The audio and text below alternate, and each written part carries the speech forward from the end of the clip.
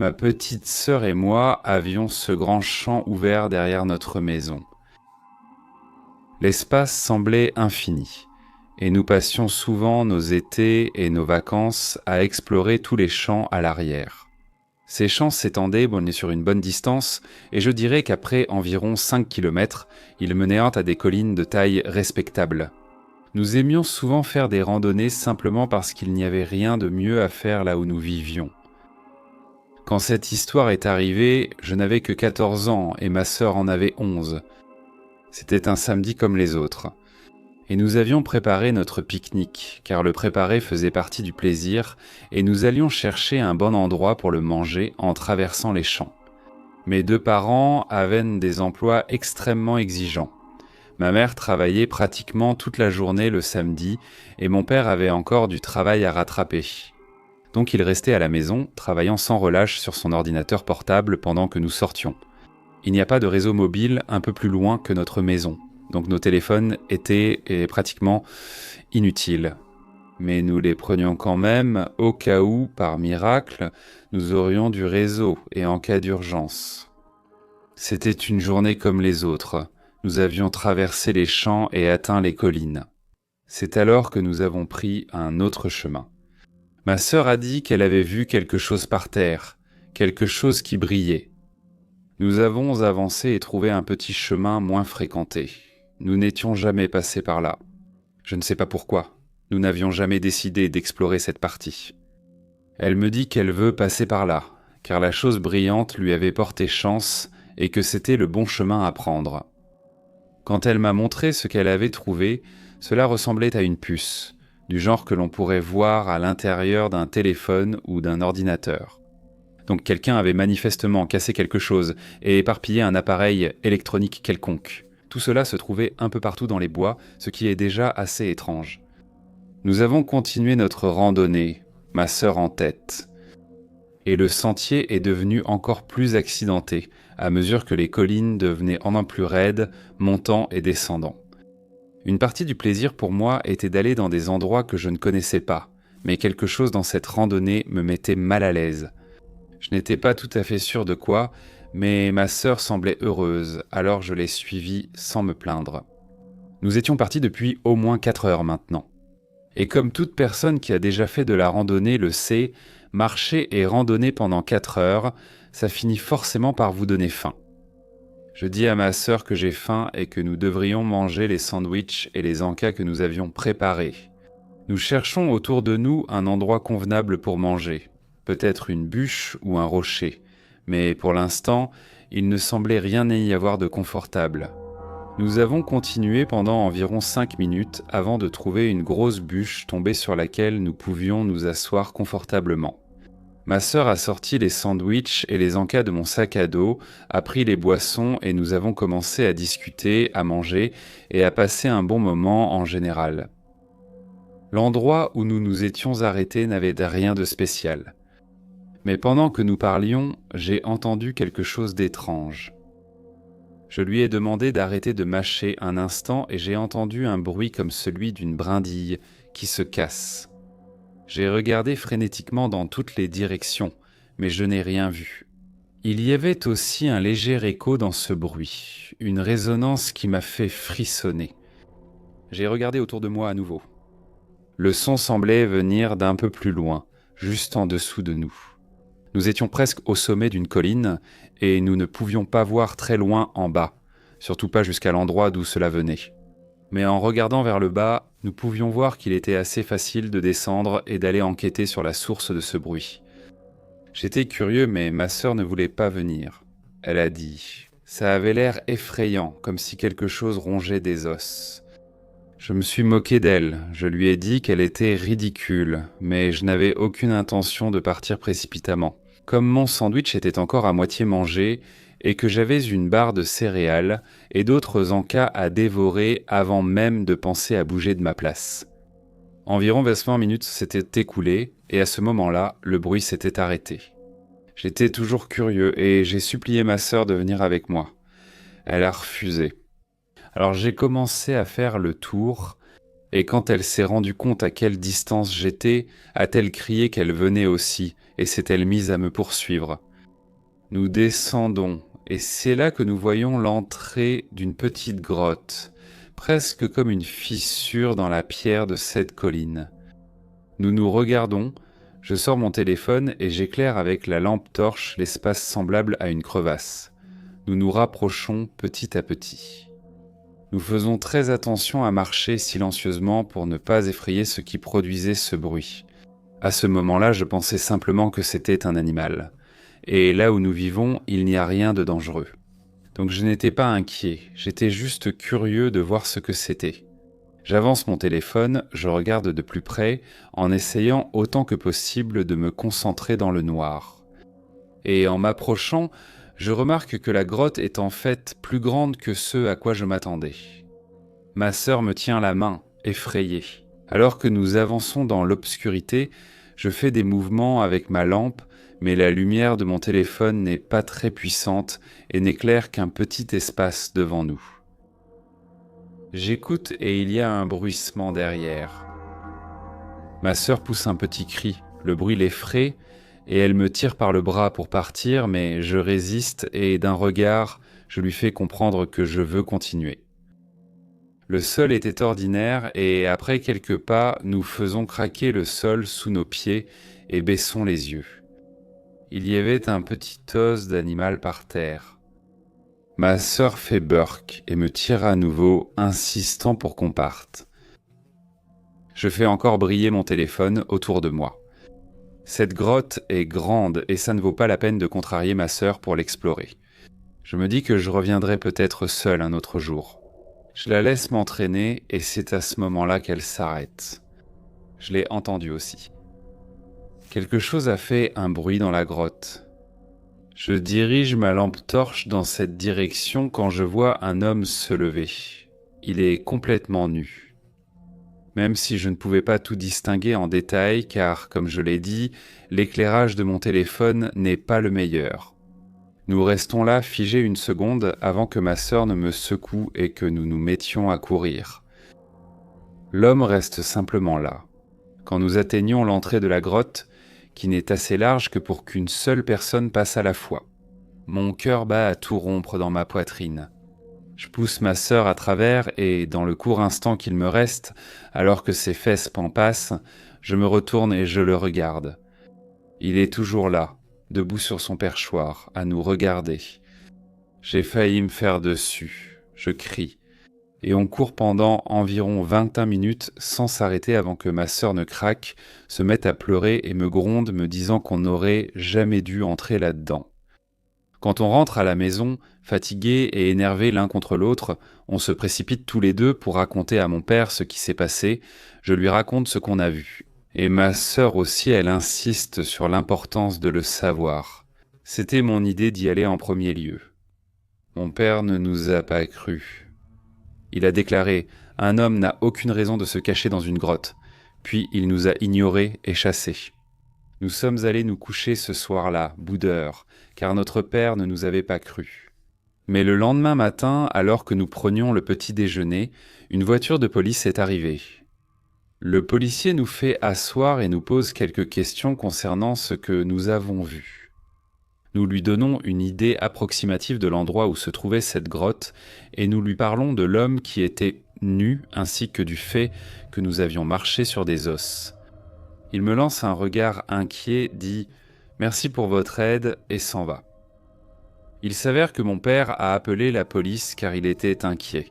Et il ne voulait tout simplement pas nous effrayer en croyant notre histoire, ce qu'il a admis plus tard dans la journée. Quelques semaines plus tard, nous voyons aux informations qu'un homme a été arrêté. Je ne savais pas si c'était lui ou non, mais ils ont mentionné qu'il vivait dans les bois et qu'il évitait la police depuis environ 3 mois. Il était recherché pour le meurtre de sa mère. Je suis tellement content qu'on ait couru quand on l'a fait. Et je regretterai toujours d'avoir mis ma sœur et moi-même en danger. Étions-nous proches de la mort ? Je suppose que je ne le saurai jamais. Mais je suis vraiment très heureux que nous n'ayons pas eu l'occasion de le découvrir.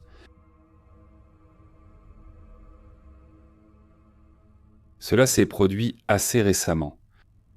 Aujourd'hui, nous avions prévu une randonnée de 6 km. Le sentier forme une grande boucle, avec le point de départ qui sert aussi de point d'arrivée. L'histoire débute sur le parking du sentier.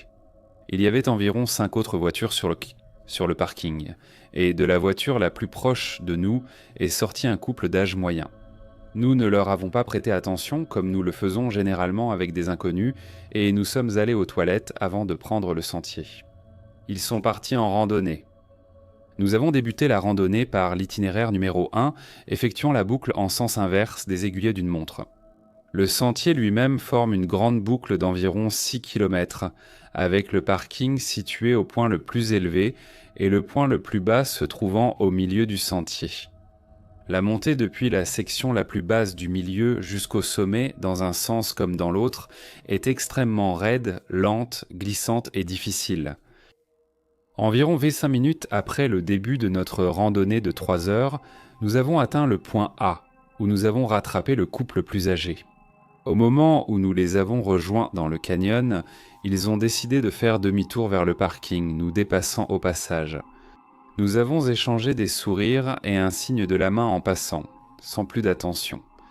De point A à point B, tout semblait parfaitement normal. Nous avions chaud et étions fatigués, bien sûr, mais nous nous amusions et pensions très peu à l'autre couple. Lorsque nous avons atteint le point B, à environ 2/3 du parcours, nous commencions juste la montée vers le parking.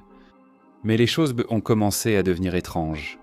Dès que nous sommes sortis de la région du canyon en contrebas, nous avons vu le même couple venir vers nous, comme s'ils étaient déjà retournés au parking. Et ils ont plutôt choisi l'itinéraire numéro 2.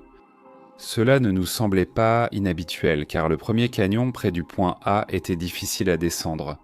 Et il semblait qu'ils étaient quelque peu mal préparés. La femme portait une jupe jusqu'aux genoux, ce qui est un mauvais choix pour des pentes de canyon glissantes et pour escalader des falaises rocheuses abruptes. Et il semblait qu'ils n'avaient pas apporté de sac avec de l'eau ou quoi que ce soit. Nous les avons croisés à nouveau, échangé quelques politesses et poursuivi notre chemin. Cette fois, cependant, nous avons brièvement parlé de la situation. Nous avons trouvé étrange qu'ils soient arrivés assez loin pour nous rencontrer à ce moment-là. En tant que premier, des sections des itinéraires 1 et 2 étaient raides et lentes, tandis que la zone entre les points A et B était plate et régulière.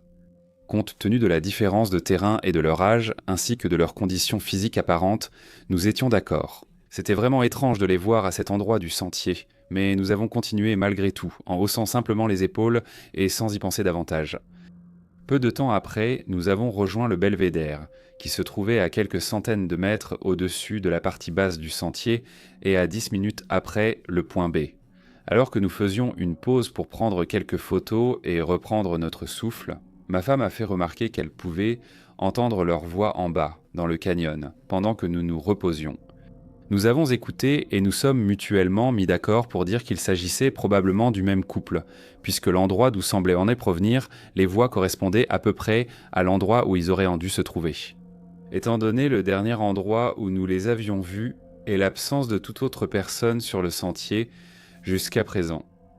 Pourtant, rien de vraiment étrange pour l'instant. Ça, c'était jusqu'à ce que nous atteignions le point C.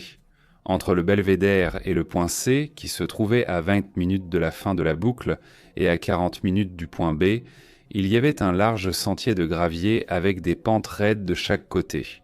On pourrait dire que c'était une sorte de crête, car tout ce qui se trouvait à l'intérieur de la boucle formait un immense bol asymétrique, un peu comme un volcan.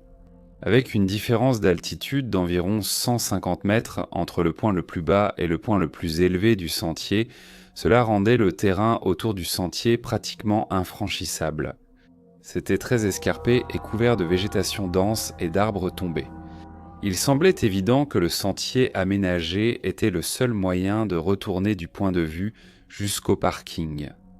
À l'approche du point C, nous étions de plus en plus épuisés et prêts à en finir. Nous nous sommes arrêtés 1 ou 2 fois, environ 30 secondes à chaque fois pour souffler. Et à mesure que nous nous rapprochions du point C, c'était comme si toute notre énergie nous avait été aspirée. Bien sûr, le sentier était difficile, mais nous l'avions déjà fait ainsi que beaucoup d'autres similaires, et il ne faisait même pas 27 degrés dehors. Même lorsque notre concentration mentale a commencé à vaciller et que nous avons remarqué un changement significatif dans notre comportement et notre attitude, nous avons continué à avancer, sachant que la fin du sentier était proche. Lorsque nous avons atteint le point C, tout a empiré. Rappelez-vous, nous avions vu le couple âgé environ 40 minutes après le point B. Il n'était possible d'atteindre le point C que par notre sentier. Il n'y avait aucun raccourci, aucune façon réaliste de nous dépasser sans que nous le sachions, et aucune possibilité de nous devancer là-bas. Et pourtant, ils étaient là, assis sur un banc au bord du sentier, en train de déjeuner. En les dépassant, l'homme nous a parlé d'un pique-nique et a souri en riant. Nous avons fait de notre mieux pour répondre gentiment, mais l'ambiance était comme si nous venions d'entrer dans un immense nuage noir de fumée. Je ne sais pas vraiment comment l'expliquer, mais la zone autour d'eux nous a complètement désorientés, et nous étions sans aucun doute aussi pâles que des fantômes et visiblement bouleversés. Ce n'était pas de la malveillance, comme il n'était ni agressif ni étrange, mais nos esprits étaient juste choqués et horrifiés. Et les voir là, c'était tout simplement impossible. Nous sommes passés devant eux, et dès que nous étions hors de portée de voix, ma femme s'est tournée vers moi avec une expression que je n'avais jamais vue de ma vie. Nous étions terrifiés. Sans échanger un mot, nous avons tous les deux ressenti le même choc. C'était comme si nous venions de traverser un mur temporel ou d'effleurer une autre dimension. Notre discussion s'est résumée à ceci. Il ne pouvait pas arriver avant nous. Bien sûr, peut-être, il y avait une chance, mais seulement si. Après nous avoir vus au point B, ils ont traversé la forêt en courant en ligne droite vers le point C. Maintenant, cela aurait exigé qu'ils grimpent des falaises rocheuses abruptes à travers des bois non balisés et, qui sait, tout le reste sur plus d'un mile. En 40 minutes, c'est le temps qu'il nous a fallu pour y arriver, en allant à une assez bonne allure. Nous avons dégagé notre sentier habituel qui, à vol d'oiseau, n'était pas beaucoup plus long qu'une route directe entre B et C. Nous étions au début de la vingtaine et en bonne forme, et nous étions épuisés quand nous les avons vus. Et vu leur niveau apparent de préparation et de forme physique, il n'y a aucune chance, même s'ils avaient pris un itinéraire direct hors sentier, qu'ils auraient pu arriver là avant nous. En plus de ça, ils avaient hâte d'en trouver 2 Bud Light et une boîte à lunch pleine de sandwichs en chemin, et ils avaient presque déjà fini de les manger. Au moment où nous les avons rencontrés au point C, toutes ces choses combinées au sentiment accablant que nous avons ressenti en les croisant à ce point, nous ont laissés mentalement en miettes pendant les dernières heures. Nous n'avons aucune idée de ce que cela signifie et aucune idée de comment l'expliquer d'une manière qui ait le moindre sens. Donc, randonneur étrange, j'espère ne plus jamais vous recroiser. En 2008, j'étais étudiant et je prévoyais d'aller à l'université. J'avais besoin d'activités extrascolaires à ajouter à mes dossiers de candidature. Comme la plupart des étudiants britanniques le savent, l'un des meilleurs à avoir sur son dossier est le prix Duc d'Édimbourg. Dans le cadre de ce prix, vous devez participer à une expédition d'orientation, c'est-à-dire une longue randonnée à travers des bois et des villages ruraux, en vous guidant uniquement avec une carte et une boussole. Le Global Positioning System est interdit. C'est une expérience de travail d'équipe où vous campez et surmontez les obstacles ensemble. Je n'étais pas en forme à l'époque, alors mon oncle s'est proposé de m'emmener au milieu de nulle part pour me donner une idée de ce qu'était l'orientation. Nous ne sommes pas restés dehors toute la nuit, comme je l'aurais fait pendant la vraie épreuve. Nous avons parcouru environ 16 km dans les bois du village, sous un temps épouvantable. À la fin du trajet, nous étions trempés jusqu'aux os et vraiment mal en point. J'avais hâte de remonter dans la voiture et de rentrer à la maison. Pour la dernière partie du trajet, nous étions sur un sentier de terre qui montait, avec des buissons et des arbres de chaque côté. Nous marchions en silence à ce moment-là, quand tout à coup, il y a eu un bruissement dans le feuillage sur notre gauche. De derrière un grand buisson est sorti un vieil homme en costume noir, avec un nœud papillon rouge et des chaussures de ville. Il semblait avoir entre la fin de la soixantaine et le début de la quatre-vingtaine, très pâle, avec des taches de vieillesse sur le visage et une chevelure gris-blanc. J'ai été immédiatement mal à l'aise. Qui s'habille comme ça pour aller dans les bois? La première pensée en voyant un type de son âge dehors, habillé comme ça par ce temps, c'était qu'il avait perdu la tête. Il y avait autre chose qui m'a pris un moment de plus à remarquer et qui m'a intrigué. Le type était complètement sec, il n'avait même pas de boue sur ses chaussures. Nous nous sommes arrêtés net et nous avons juste fixé l'homme pendant un instant, qui semblait aussi figé et choqué de nous voir que nous l'étions de le voir. Mon oncle a fait le premier pas, s'avançant vers lui et lui demandant s'il allait bien. Le vieil homme a continué à fixer du regard pendant un moment, sans bouger d'un pouce, puis il est soudainement devenu très animé. C'était comme s'il sortait soudainement d'une transe. Il s'est mis à agiter les bras de façon incontrôlable, disant qu'il était arrivé quelque chose d'horrible et qu'un de ses bons amis avait besoin d'aide. Il a commencé à reculer dans les bois, nous faisant signe de le suivre, ce que nous avons fait.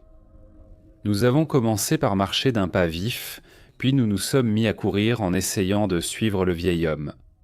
Au bout d'environ 1 minute, il a fait d'arriver bouche. Il a disparu devant nous, mais nous pouvions l'entendre, alors nous avons continué à suivre le bruit jusqu'à ce que nous atteignions une énorme pente. Nous nous sommes arrêtés au bord et avons regardé en bas pour voir le vieil homme debout au fond, nous faisant signe, nous suppliant de le suivre. Je me souviens avoir regardé la pente qui était probablement inclinée à 40 degrés, s'étendait sur environ 15 mètres ou plus et était glissante à cause de la boue. Ça ressemblait à un accident en attente de se produire, surtout qu'il n'y avait ni arbuste ni racines auxquelles s'accrocher. Je me souviens avoir regardé le vieil homme de l'autre côté de la pente et m'être demandé « Comment diable a-t-il traversé ça aussi proprement et rapidement ?» Je veux dire, toute cette distance est difficile à voir. Des détails fins, c'est sûr, mais je te jure qu'il ne semblait même pas être mouillé ou sale, pas le moins du monde. Mon oncle et moi, on s'est regardés et j'ai vu qu'il commençait à être mal à l'aise, tout comme moi. Malgré ce que je ressentais, j'ai fait un pas vers le bord et j'allais essayer de descendre. À ce moment, mon oncle m'a fermement saisi le bras et tiré en arrière. À voix basse, il m'a dit « Il y a quelque chose qui ne va pas ici ». Nous avons fait quelques pas, des pas en arrière depuis le bord à ce moment-là, et le vieil homme en bas a commencé à s'énerver. Il a commencé à nous supplier de descendre la pente, nous disant qu'il avait besoin de notre aide. Son ami avait des ennuis. Mon oncle a crié au vieil homme que nous allions retourner à notre voiture et appeler les services d'urgence pour lui, que de l'aide professionnelle serait bientôt en route et qu'ils auraient tous les outils nécessaires. Le vieil homme s'est soudainement mis en colère. Il a commencé à sauter sur place, exigeant que nous descendions la pente immédiatement, sinon il y aurait de graves conséquences. Sa voix a radicalement changé. Il grognait pratiquement ses mots, les mains serrées en poing, frappant ses genoux comme un écolier en colère, faisant une crise. Je n'ai jamais vu un adulte complètement mûr se mettre dans une telle colère de toute ma vie. Ses yeux semblaient prêts à sortir de leurs orbites. Sa peau était passée du pâle au rouge. En presque un instant, nous avons commencé à rebrousser chemin en toute hâte. Ses exigences et menaces devenaient moins audibles à mesure que nous approchions du sentier. Une fois sur le sentier, nous avons pratiquement marché au pas de course le dernier quart de mile jusqu'à la voiture. Pendant tout ce temps, mon oncle était au téléphone avec les services d'urgence, leur expliquant qu'il y avait peut-être un vieil homme souffrant de troubles mentaux qui errait sur le sentier. On nous a dit d'attendre la police dans la voiture pour leur indiquer où nous l'avions rencontré. 1 heure plus tard, nous avons rencontré 4 agents, 2 accompagnés de chiens et de sacs contenant trousses de secours, couvertures de survie, etc. Nous les avons conduits à l'endroit exact. Puis nous avons indiqué aux 2 agents avec les chiens la direction à prendre. Il nous a guidés à travers les buissons. Les recherches ont duré tout le week-end, mais il n'y avait aucune trace du vieil homme. Les agents ont dit que la seule piste qu'ils avaient pu suivre était la mienne et celle de mon oncle. Aucune empreinte ni objet du vieil homme rencontré n'avait été trouvé. Ceci a été l'une de mes expériences les plus étranges à ce jour. Je m'appelle Jack. Cette histoire s'est déroulée près de Minute, dans le Dakota du Nord. Quand j'avais 17 ans, mon groupe d'église organisait une fête dans le jardin. En gros, tous ceux qui jouent de la musique dans les paroisses environnantes du Dakota du Nord se réunissent dans le jardin de l'un des membres et jouent de la musique. On cuisine ou on prépare de la nourriture et on passe du temps avec des gens vraiment formidables. Ça s'est passé la veille au soir. Tous les gars de mon âge traînaient tard chez Jared. Si l'un d'entre vous connaît Mino, ça s'est passé de l'autre côté du Bison Trail, avant Velna. Bref, ce soir-là, tous les gars regardaient Hot Rod à l'intérieur. Il était environ 23 heures. Evan, Jared, Tyler, mon petit frère et moi avons décidé de sortir pour discuter et traîner près du camion de Phil d'Evan. Il en était beaucoup trop fier. Sa maison était sur une colline. L'allée faisait environ 30 mètres jusqu'à l'endroit où le camion d'Evan était égaré. La cour avant descendait doucement vers la route, et le champ s'étendait sur environ 90 mètres, puis montait sur une colline assez importante. Il faisait nuit. Nous étions tous près du camion d'Evan à discuter et nous amuser. Au bout de 23 minutes de conversation, Evan nous interrompt et demande si nous avons entendu ça. Nous nous sommes tous arrêtés et avons répondu non. J'ai demandé ce qu'il avait entendu, et il a dit que ça ressemblait à un bruit profond, un grognement rauque. Nous avons tous tendu l'oreille, mais nous n'avons entendu que des insectes, alors nous avons laissé tomber. Mais Evans semblait mal à l'aise. Encore 10 minutes de discussion et nous nous sommes tous arrêtés de parler, naturellement en prenant une pause pour réfléchir à ce dont nous allions parler. C'est alors que nous l'avons tous entendu de nouveau. Le bruit, un grognement profond semblable à une expiration, nous a tous arrêtés et poussés à regarder vers sa source. Nous n'avons rien vu. Evan avait ses clés et a décidé d'allumer ses phares, car la voiture était engarée dans la bonne direction. Nous avons vu une paire d'yeux briller dans la lumière, juste à la limite de la portée de ses phares, à environ 123 mètres tournant les cesses. Je suis rentré à l'intérieur pour prendre une Maglite, vous savez, la lampe torche la plus reconnaissable jamais créée. Et j'ai couru jusqu'au bord de la route et Jared était venu avec moi. J'ai tourné l'extrémité pour concentrer la lumière en un faisceau droit et je l'ai trouvé. Un cerf à queue blanche, un grand, qui montait la colline de bas en bas à droite vers le haut à gauche. J'ai trouvé l'animal avec le faisceau braqué sur lui et nous étions à environ 75 mètres. Rant, le cerf s'est arrêté et nous a fixés. Je lui ai parlé disant simplement « Eh mon grand, que fais-tu ici ?» Et après environ 2 minutes à lui parler et à le voir simplement nous fixer, il a commencé à reprendre sa route. Mais ensuite nous avons de nouveau entendu ce même bruit. Un grognement, une profonde expiration. Jared et moi nous nous sommes regardés, perplexes, et j'ai de nouveau braqué la lumière sur lui pendant qu'il montait la colline. Mais quelque chose n'allait pas. Il boitait fortement. Nous savions que quelque chose n'allait pas et c'est à ce moment-là que c'est arrivé. Nous avons entendu un rugissement à 15 mètres sur notre droite, le son le plus effrayant que j'ai jamais entendu. Mais je l'avais déjà entendu dans des films et des jeux. Puma. C'était la première fois que je l'entendais, mais je savais qu'il était en colère et disait « Dégagez de mon repas ou je vous prends en dessert ». Quand il a rugi, Jared et moi, on s'est regardés et on a filé en courant jusqu'à la maison. Tyler et Evan étaient toujours près du camion pendant notre présence, mais ils ont réagi pareil. On l'a fait parce que, quand on a dépassé le camion en revenant, ils tenaient la porte de la maison ouverte pour nous. On l'a dit à quelques gars, mais personne ne nous a cru, alors qu'on savait ce qu'on avait vu et entendu. Des pumas à 5 km de la ville, dans le Dakota du Nord. Oui, d'accord, je sais qu'ils sont rares, mais ils sont là, on était vraiment secoués par ça. Le lendemain matin, mon frère et moi sommes partis chercher des traces, du sang ou des carcasses. On est arrivé à l'endroit où on a trouvé le cerf.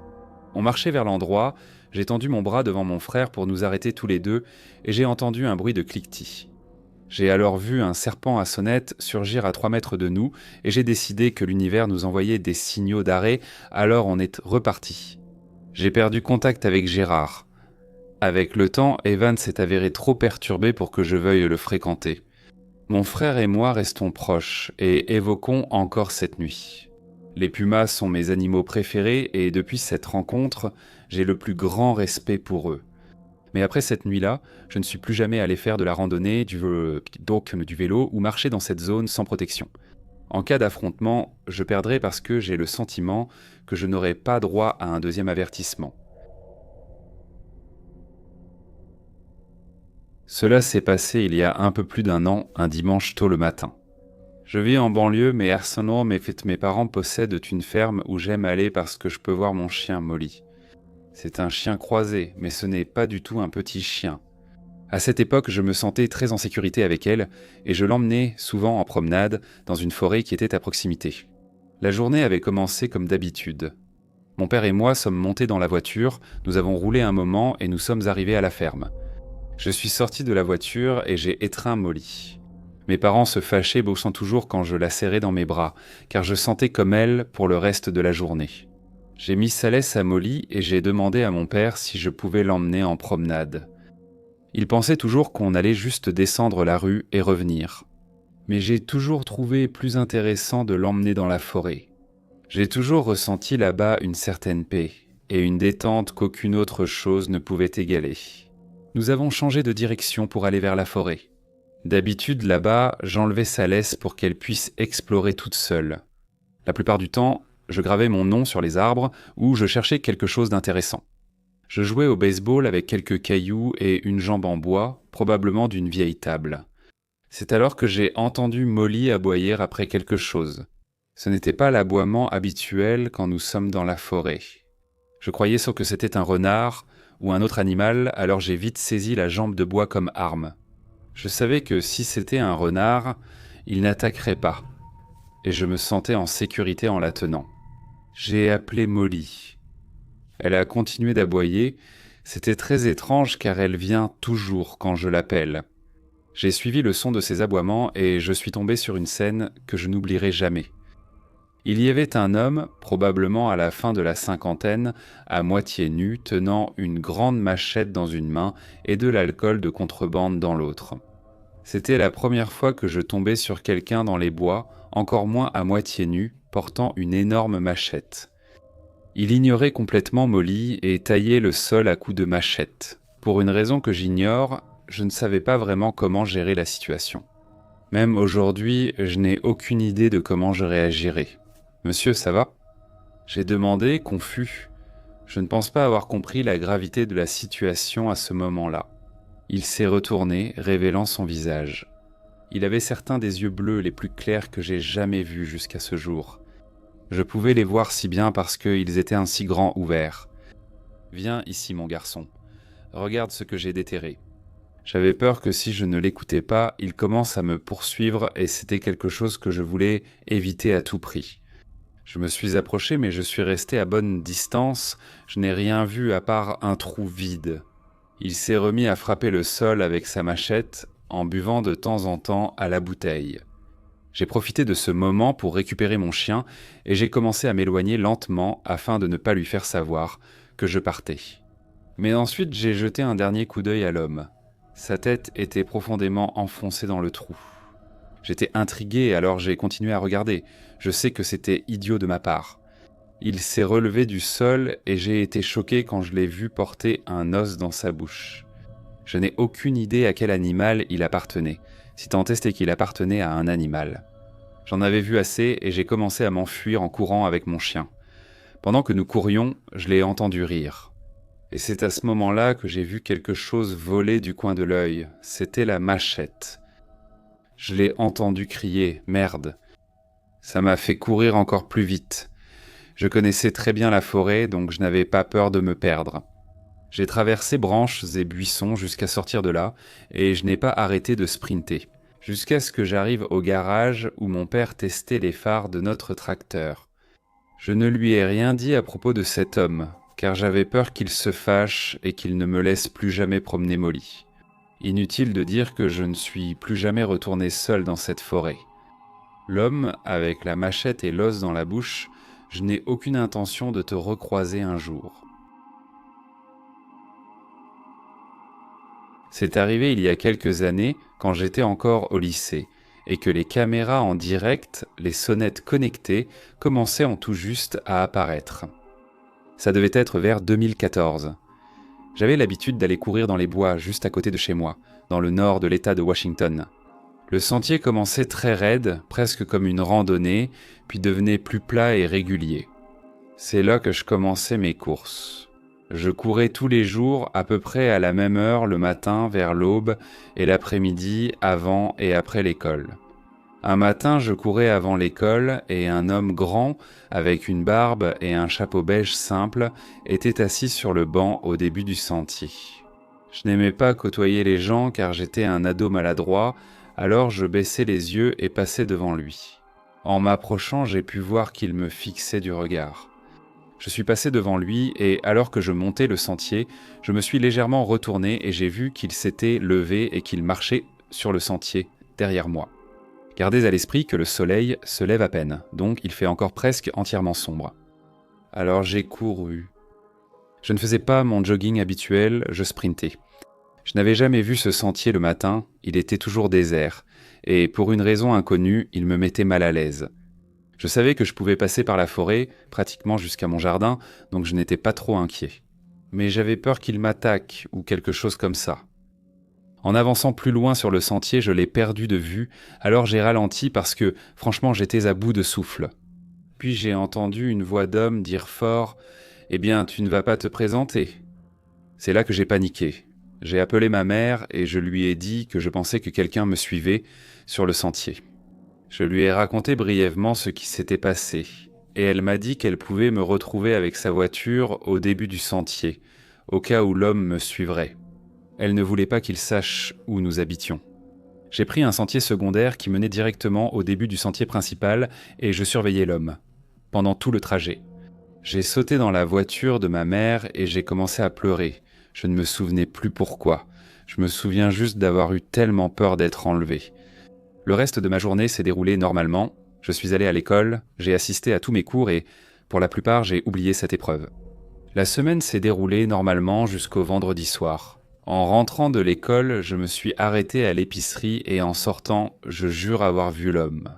Je pensais que j'imaginais des choses, alors je suis allé jusqu'à ma voiture et je suis rentré chez moi. Je ne faisais pas grand-chose le week-end, je restais à la maison, je traînais avec ma famille, je fumais avec mes amis et c'était à peu près tout. Je suis resté éveillé tard avec mon ami Josh, à regarder un mauvais film après l'autre. Puis on a commencé à entendre frapper à la fenêtre vers 3 heures du matin.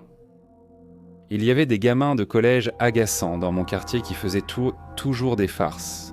Donc, même si c'était flippant, comme on était des gamins machos, on a ignoré ça et on a fait comme si on ignorait les collégiens agaçants.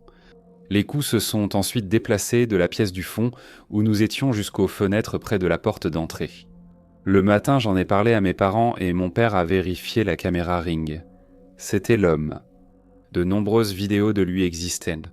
D'abord, quelques vidéos de lui passant devant les caméras alors qu'il faisait des allers-retours devant la maison pour voir s'il pouvait regarder à l'intérieur. Ensuite, plusieurs vidéos le montrent reculant et levant les yeux, comme s'il tentait de voir par la fenêtre de l'étage depuis dehors. Ces vidéos se sont terminées à 1h45 du matin. Puis, vers 3h à 3h05 du matin, il est réapparu et il tapotait à la fenêtre, et nous pouvions le voir sur la caméra.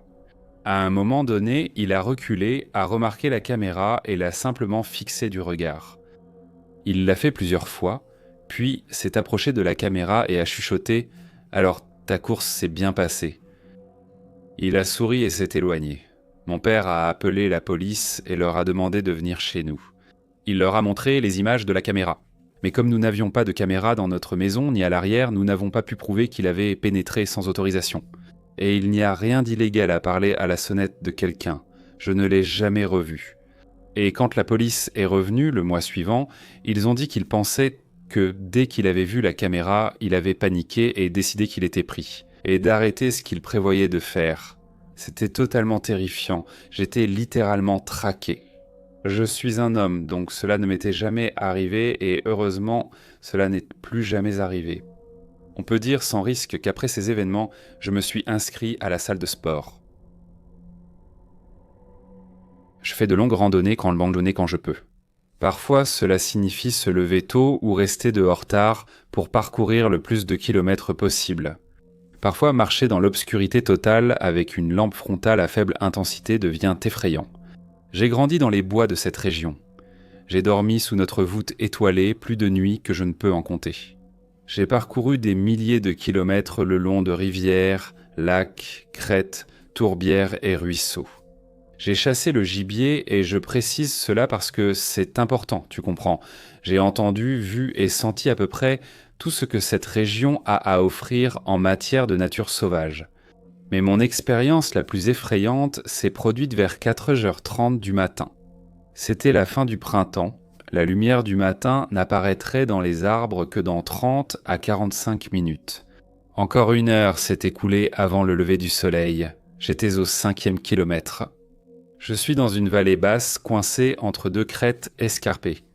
Le sentier que j'emprunte était étroit, boueux et complètement entouré de broussailles épaisses, de jeunes érables et de vieux chênes.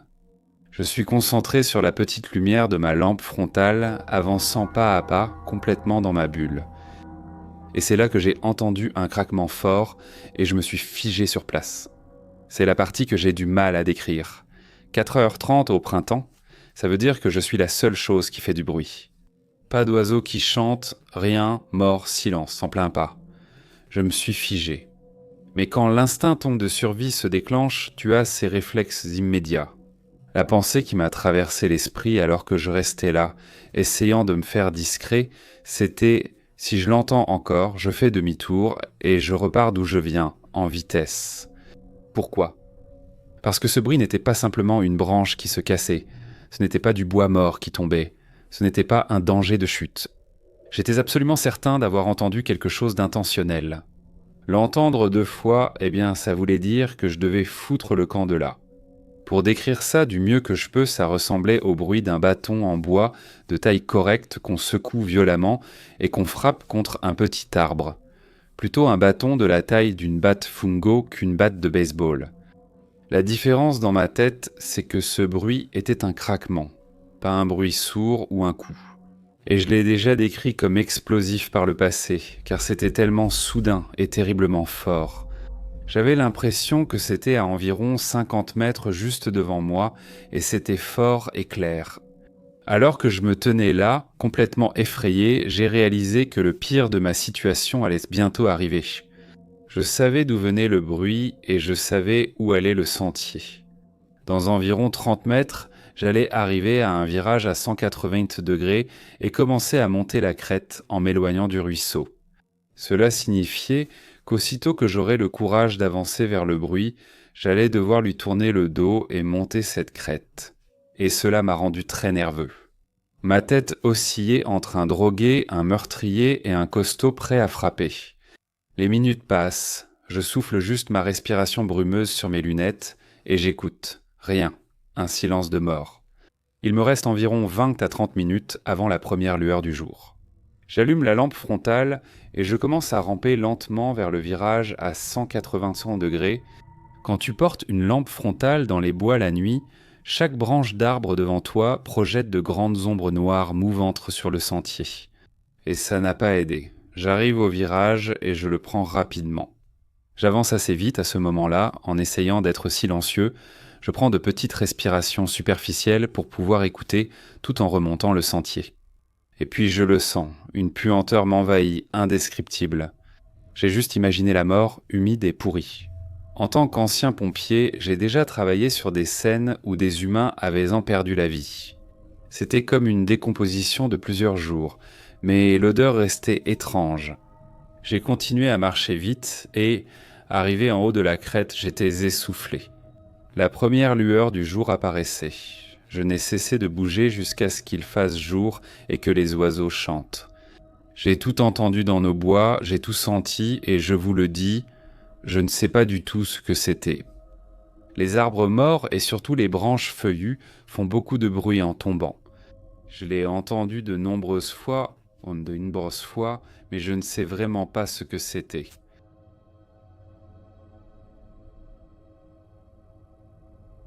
C'est arrivé il y a environ 5 ans, quand j'étais au lycée. Après l'école, mes 2 amis et moi avons décidé d'aller à notre bayou local et d'explorer les bois à proximité. Ce n'était pas la première fois que je m'aventurais dans ces bois. En fait, j'ai grandi en faisant de la motocross dans ces bois. Mais alors que nous marchions, nous avons vu une entrée très ancienne menant à un sentier dans les bois. C'était une arche composée de dizaines et de dizaines de bâtons et de brindilles.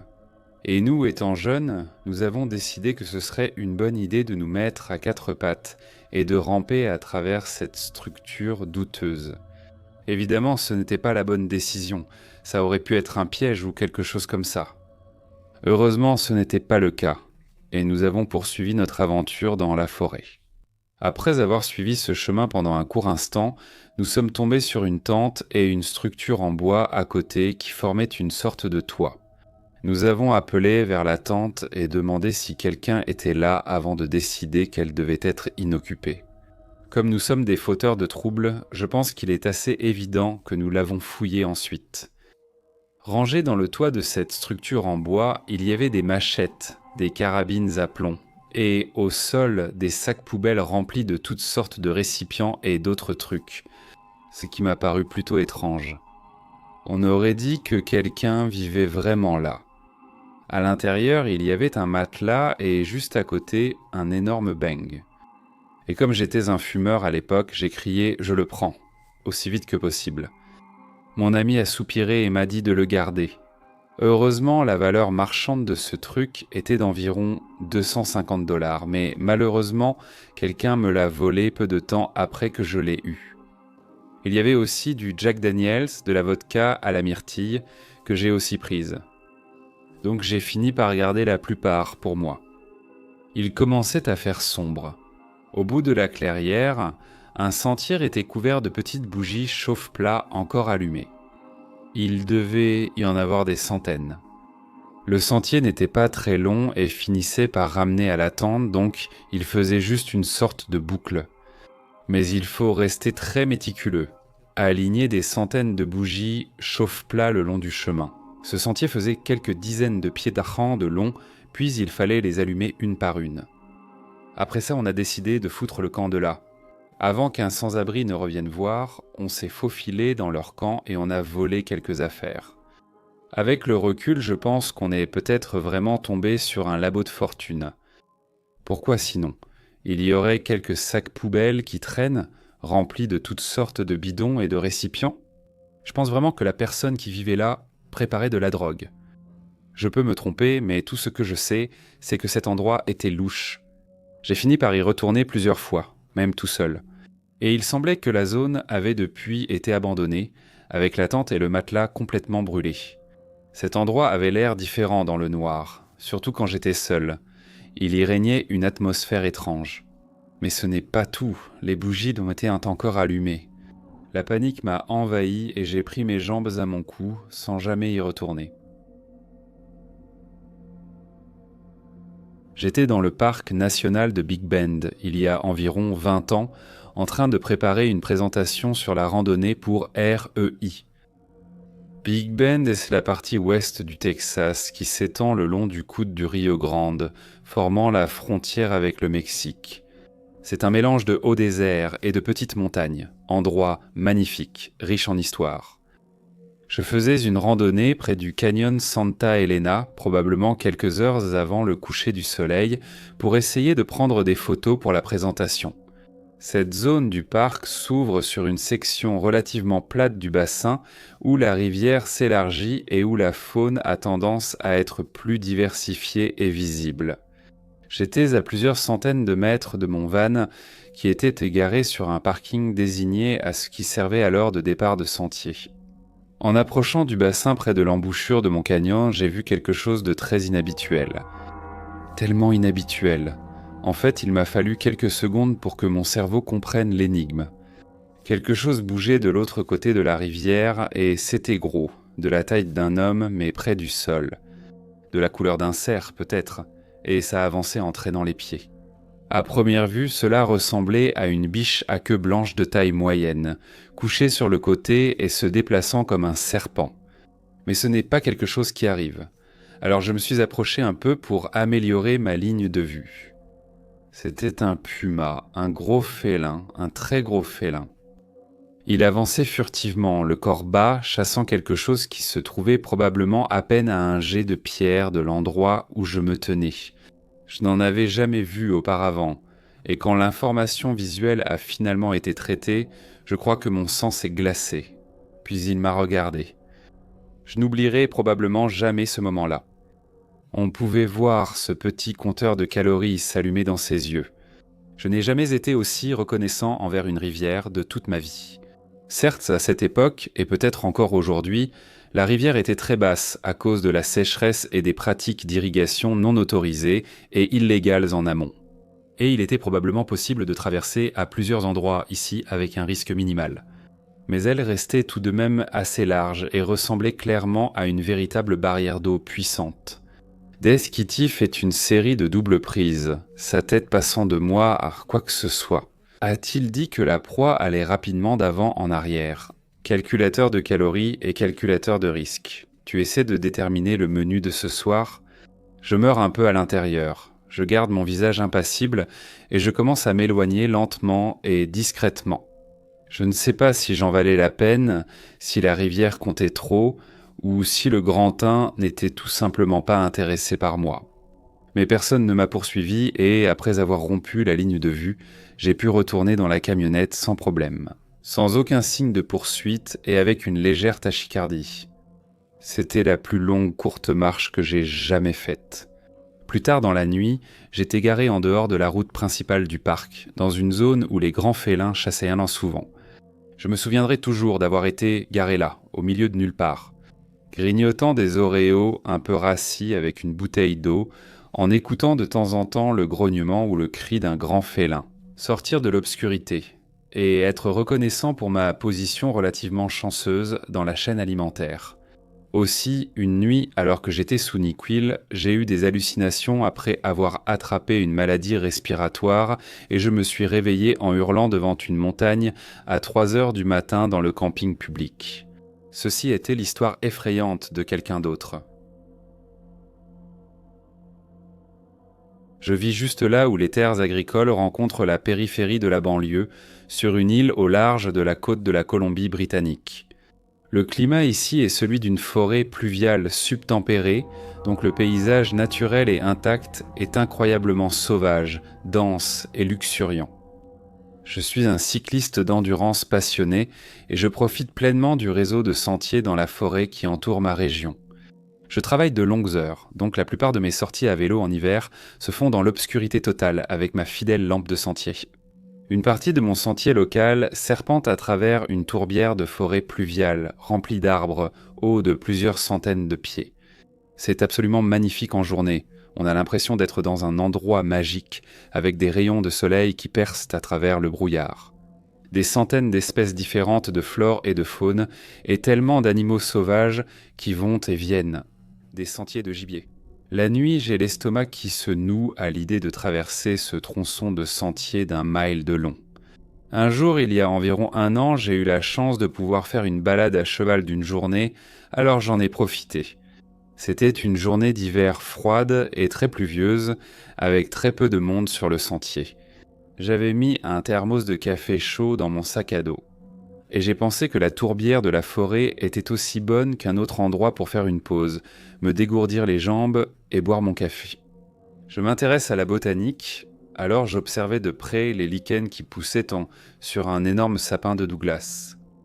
Soudain, j'ai clairement senti que je n'étais pas seul, rien de grave. Beaucoup de gens empruntent ce sentier, même si ce jour-là il n'y en avait pas tant que ça, à cause du temps très humide et froid. Puis je l'ai entendu, un miaulement. C'est étrange, ce n'est pas un endroit sûr pour qu'un chat soit seul dehors. Il y a beaucoup de cougars et d'ours par ici. Puis je l'ai entendu, de nouveau. Sauf que c'était étrange, ça sonnait presque comme un bruit robotique, comme si quelqu'un jouait un mauvais fichier audio d'un chat. J'ai eu un mauvais pressentiment, ça sonnait étrange et je ne comprenais pas pourquoi. Mes mains tremblaient quand j'ai ouvert mon sac à dos pour y remettre mon thermos de café. Je sentais des vagues de nausées m'envahir alors que l'air devenait soudainement étrange, dense et épais. J'étais dans une forêt tropicale entourée d'arbres et de mousse, mais j'avais l'impression de manquer d'oxygène. Je n'avais vu personne depuis au moins 16 kilomètres, et j'étais parfaitement conscient de la distance qui me séparait de toute présence humaine, ainsi que du fait que mon téléphone ne captait aucun réseau ici. Puis je l'ai entendu à nouveau, plus fort, plus proche et encore plus étrange. Mais ce n'était pas comme un chat que j'avais déjà entendu. Cela ressemblait à une imitation de chat ou à quelqu'un disant « Yatikela robeshian, miaou ». C'était d'une certaine façon tout petit, froid et robotique. Non ? Il était temps de partir. Dès que je suis sorti du marécage, j'ai parcouru le reste du chemin jusqu'à la maison comme une chauve-souris sortie de l'enfer en jetant un coup d'œil par-dessus mon épaule toutes les quelques minutes. Il n'y avait rien là que je pouvais voir. Je n'oublierai jamais cette expérience, tant que je vivrai. Il m'est arrivé des choses assez troublantes lors de mes balades nocturnes en forêt, mais rien ne m'a jamais effrayé à ce point. Un miaulement étrange et anormal en plein après-midi. C'est arrivé assez récemment. Mon frère et moi sommes partis en randonnée pour éviter de devenir fous en restant enfermés, choisissant un sentier isolé pour limiter les rencontres. Je marchais devant mon frère et le gravier sur le sentier rendait nos pas vraiment bruyants. Plongé dans mes pensées, j'écoutais le rythme de ses pas derrière moi. Au bout d'environ 21 minutes, j'ai commencé à entendre d'autres pas, d'abord faibles puis de plus en plus forts, jusqu'à ce qu'ils atteignent sa tonalité, mais ils étaient maintenant bien plus rapides, comme un rythme de course. Ils se sont soudainement arrêtés, et j'ai pu entendre le bruit de quelqu'un qui s'arrêtait sur du gravier. Ce son soudain, aigu, rocailleux si tu l'imagines. J'ai pensé qu'il y avait sûrement quelqu'un qui courait sur la piste. Et effectivement, j'ai vu une ombre apparaître à côté de moi qui ressemblait à une tête humaine près de la mienne. Comme s'ils étaient bientôt juste derrière moi, je me suis arrêté et je me suis retourné pour les laisser passer, parce que la piste était étroite. Cependant, quand je me suis retourné, il n'y avait que mon frère qui me regardait. Il ne comprenait pas pourquoi je m'étais arrêté. Je lui ai demandé s'il courait à l'instant, il a répondu non. Je lui ai demandé s'il y avait quelqu'un derrière lui et il m'a dit qu'il n'était au courant de personne. J'ai trouvé ça étrange, mais j'ai laissé tomber et j'ai continué. Environ 5 minutes plus tard, on a tourné un coin et il y avait une odeur de mort pure, comme une forte odeur de viande avarie. On s'est dit que c'était sûrement un animal mort et on a continué notre chemin. Après 20 minutes au bout de marche, on est arrivé au point de vue, on s'est arrêté, puis on a fait demi-tour. On a repassé l'endroit où ça sentait la mort, puis à peu près au même endroit où c'était arrivé, avant. J'ai recommencé à entendre le bruit de course. Je l'ai ignoré, cette fois parce que ça commençait à me foutre la trouille, et j'ai juste accéléré le pas pour retourner à la voiture. J'en ai parlé à ma mère, et elle a plaisanté en disant que l'odeur de mort devait venir d'un jogger mort, et que j'étais hanté par lui. À ça, j'ai rigolé, mais maintenant je me demande, et si c'était vrai ?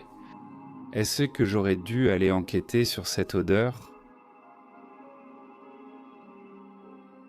J'aime beaucoup explorer et pêcher.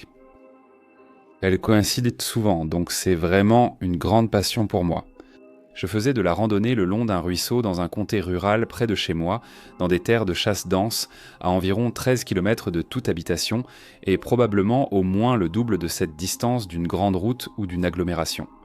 J'avais marché un bon moment et je ne voyais pratiquement aucun signe de présence humaine. Presque partout où je vais dans mon état, je peux y trouver des déchets, des traces de chasse, des ordures, ou tout autre signe que des gens sont déjà passés par là. Si je ne vois rien, c'est en quelque sorte un bon signe que la zone est intacte. En randonnée, j'ai entendu des coups de feu au loin. Ce n'est pas rare non plus, mais la forêt était étrangement silencieuse et, oui, attention aux clichés. Je me sentais très mal à l'aise, comme s'il y avait quelqu'un d'autre là-bas. Finalement, j'ai trouvé quelque chose de vraiment étrange, et j'ai cherché la photo pendant des lustres, mais je ne la retrouve pas. C'était une petite boîte en métal, et j'étais assez expérimenté pour savoir que c'était une géocache laissée à découvert, à la base d'un arbre.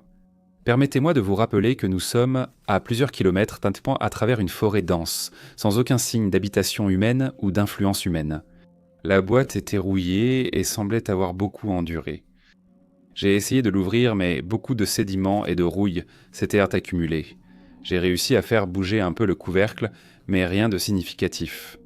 Des choses bougeaient clairement à l'intérieur. J'ai donc testé plusieurs méthodes, sans succès. J'ai compris que ça ne s'ouvrirait pas, alors je l'ai laissé. Quand je l'ai trouvé, j'ai mis un morceau de ruban adhésif sur l'arbre à côté pour pouvoir le retrouver. Je suis parti et je suis rentré chez moi. J'ai téléchargé l'application de géocaching, mais la boîte n'était enregistrée nulle part, et il n'y avait vraiment aucune cache le long de ce ruisseau. Aucune n'était enregistrée à des kilomètres, donc ce n'était pas forcément une géocache ou alors elle était très ancienne. Bref, le lendemain, j'y suis retourné, armé d'un pied de biche, d'un marteau et de pinces. Je suis retourné exactement à l'endroit où c'était, car j'avais mis le ruban adhésif juste autour du sol à côté de l'arbre. Mais la boîte était introuvable. J'ai cherché partout et je ne l'ai pas trouvée. À ce moment-là, à plusieurs kilomètres de la civilisation et encore plus loin du réseau mobile, j'ai filé d'ici. J'ai réalisé que ce n'était ni effrayant ni surnaturel, mais ça m'a mis plus mal à l'aise que tout ce que j'ai vécu auparavant. Je vis en zone rurale en Australie. Un après-midi au début de l'été, je faisais une randonnée dans la brousse en descendant une sacrée colline, au pied de laquelle coule une rivière. Du sommet de la colline jusqu'à la base, il y a environ 500 mètres. Rare. Cependant, le sentier serpente en zigzag, en forme de S, car la pente est trop raide pour descendre tout droit. À environ un tiers de la descente, j'ai aperçu une paire de pieds à partir des chevilles qui dépassaient entre des buissons, les pieds étant perpendiculaires au sentier. En m'approchant, j'ai vu qu'un homme était allongé là. Et d'après la position de son corps, j'ai supposé qu'il se reposait et qu'il était probablement sans abri ou désorienté. Cherchant de l'ombre pour se protéger du soleil d'été, ce qui renforçait mon idée qu'il était sans abri. Il avait les cheveux longs, un visage allongé et portait un pantalon de survêtement alors qu'il faisait au moins 35 degrés Celsius. Je me suis approché à 100 mètres de l'endroit où j'avais vu l'homme. Et j'étais maintenant sur une portion du sentier qui courait parallèlement et en contrebas de l'endroit où il marchait maintenant. Dans la direction opposée, j'avais suivi un virage sur le sentier S. J'ai vu que cet homme se mettait soudainement à descendre en courant. Voir cela m'a déstabilisé. D'après sa tenue, il ne semblait pas être un jogger du coin. Alors que l'instinct de survie commençait à prendre le dessus, j'ai sorti mon inhalateur, j'en ai pris une bouffée et j'ai fait semblant de m'apprêter à commencer à courir. Je voulais rester crédible dans mon jeu au cas où je me serais trompé sur lui et qu'il était vraiment un jogger du coin, même s'il était mal habillé. Il a continué à me courir après sur la piste et j'étais à environ 2/3 du chemin quand j'ai remarqué qu'il courait trop vite pour être simplement un jogger. Il courait à une allure proche du sprint plutôt que du jogging, ce qui, comme la plupart des gens le savent, est une très mauvaise idée lorsqu'on descend une pente. Sans parler de le faire sous plus de 35 degrés en pantalon de survêtement et sans bouteille d'eau visible. Alors qu'il gagnait du terrain sur moi, j'ai décidé de m'asseoir sur mon derrière et de glisser en bas de la colline entre les sections de la piste qui étaient les parallèles les unes aux autres. Une fois que j'ai enfin atteint le bas et traversé de l'autre côté de la rivière, je me suis retourné et j'ai vu qu'il avait arrêté de courir. J'ai continué à marcher le long de la rivière quand, après environ 5 pas, je l'ai entendu crier quelque chose d'obscène. J'ai continué à courir par intermittence jusqu'à ce que je retrouve la route la plus proche et je ne suis pas encore retourné sur ce chemin. Je vis dans le centre-ville d'une ville relativement petite. Près de chez moi, un lac est entouré d'un sentier de 8 km. Pendant la journée, c'est absolument magnifique et c'est une attraction très populaire, mais ça devient plutôt louche la nuit, parce qu'il est situé dans un quartier moins favorisé de la ville, où la population de sans-abri et de gangs est beaucoup plus élevée. Après la tombée de la nuit, certaines personnes douteuses peuvent apparaître, et combiné avec l'étrangeté du lac lui-même, c'est assez effrayant. J'ai eu des rencontres assez étranges là-bas, mais rien ne m'a autant terrifié que celle-ci. Cela s'est passé il y a environ 1 an. Le soleil commençait à se coucher et je me demandais si je devais courir ou non. J'aurais dû savoir que je ne devais pas courir si je me posais la question. Alors j'ai décidé d'y aller et je suis parti pour ma course. J'ai vite compris que la nuit tombait rapidement. Après 2,5 km, la nuit est noire, seuls quelques lampadaires m'apportent un peu de lumière. Aux alentours de 3 km, je regarde devant moi et je vois un homme debout au milieu du chemin. En m'approchant, ce type sort carrément son truc et commence à uriner en plein milieu du chemin, genre sans aucune gêne. Je ralentis le pas pour évaluer la situation. Gardez en tête que j'ai 19 ans, mesure 1,83 pour 82 kg de muscles, donc je ne me laisse pas intimider. mais ça me donnait un sentiment très désagréable. Je contourne le type en passant de l'autre côté de la route et il me fixe du regard tout le temps. Je commence à flipper à ce moment-là, alors j'accélère un peu le pas et je sors de ma zone de confort. Il était trop tard pour faire demi-tour puisque j'étais déjà à plus de 3 km. Un peu plus loin, je commence à voir un autre type debout là-bas. Je n'ai aucune idée de ce qui se passe à ce moment-là, alors je le contourne aussi en courant. Encore un demi-kilomètre plus loin, il y a un autre type et cette fois il me fixe du regard. Je suis complètement paniqué maintenant, alors je commence à sprinter de toutes mes forces. Encore à un demi-kilomètre de chez moi, j'entends des hurlements perçants derrière moi. C'est comme si ça venait de 20 personnes différentes, mais ça se rapproche de plus en plus alors que je sprinte. Je cours de toutes mes forces jusqu'à chez moi et je claque la porte. Je n'ai pas pu dormir pendant les 2 nuits suivantes. Ça aurait pu être juste des sans-abri drogués, mais ça aurait pu être pire. La morale de cette histoire, soyez attentifs à ce qui vous entoure, coureurs, surtout la nuit. Je suis allé me promener à minuit avec ma petite amie. Le parc près de chez elle a un sentier en terre qui monte sur une petite colline. Il fallait environ 30 minutes de marche pour arriver en haut, mais la vue sur la ville était magnifique. Au sommet, le sentier en terre devenait du béton pavé, avec un petit espace pour s'asseoir. Nous sommes restés au sommet environ 30 minutes. En repartant, les choses sont devenues étranges dès que nous avons commencé à redescendre, au point où le béton se rejoignait. Sur le chemin d'Earth, il y avait un grand tas de sacs poubelles en forme de croissant dans le coin de l'intersection du chemin. Il n'était pas là quand nous sommes arrivés pour la première fois. Le tas était bien trop grand et gênant pour que quelqu'un qui aime couper les coins des chemins ne le remarque pas. Ma petite amie a fait remarquer que la forme ressemblait à un cadavre et m'a demandé si je l'avais vu en montant. J'étais certain qu'il n'était pas là 30 minutes plus tôt. Quand nous sommes arrivés, j'en étais absolument certain. Néanmoins, il n'y avait aucune raison d'affoler ma copine sujette à l'anxiété. Alors j'ai ri et j'ai dit « Ouais, ça devait être là, et c'était sûrement des ordures. » La visibilité était très faible, à environ 5 mètres, je ne voulais pas lui faire peur, mais j'étais complètement à côté de la plaque. On s'est moqué de moi car j'étais saoul et ne l'écoutais pas. En réalité, j'observais et écoutais pour détecter tout signe de présence autour de nous. Dans ma tête, je me disais que j'étais juste paranoïaque et que c'était probablement là. Et je ne l'avais pas remarqué au début. Mais en même temps, j'étais aussi sûr que ce n'était pas le cas. Je suis désolé de ne pas avoir eu le temps d'écouter ton histoire à propos de Jessé du travail. Je m'inquiète pour notre sécurité en ce moment. Nous sommes revenus à notre voiture sans croiser personne.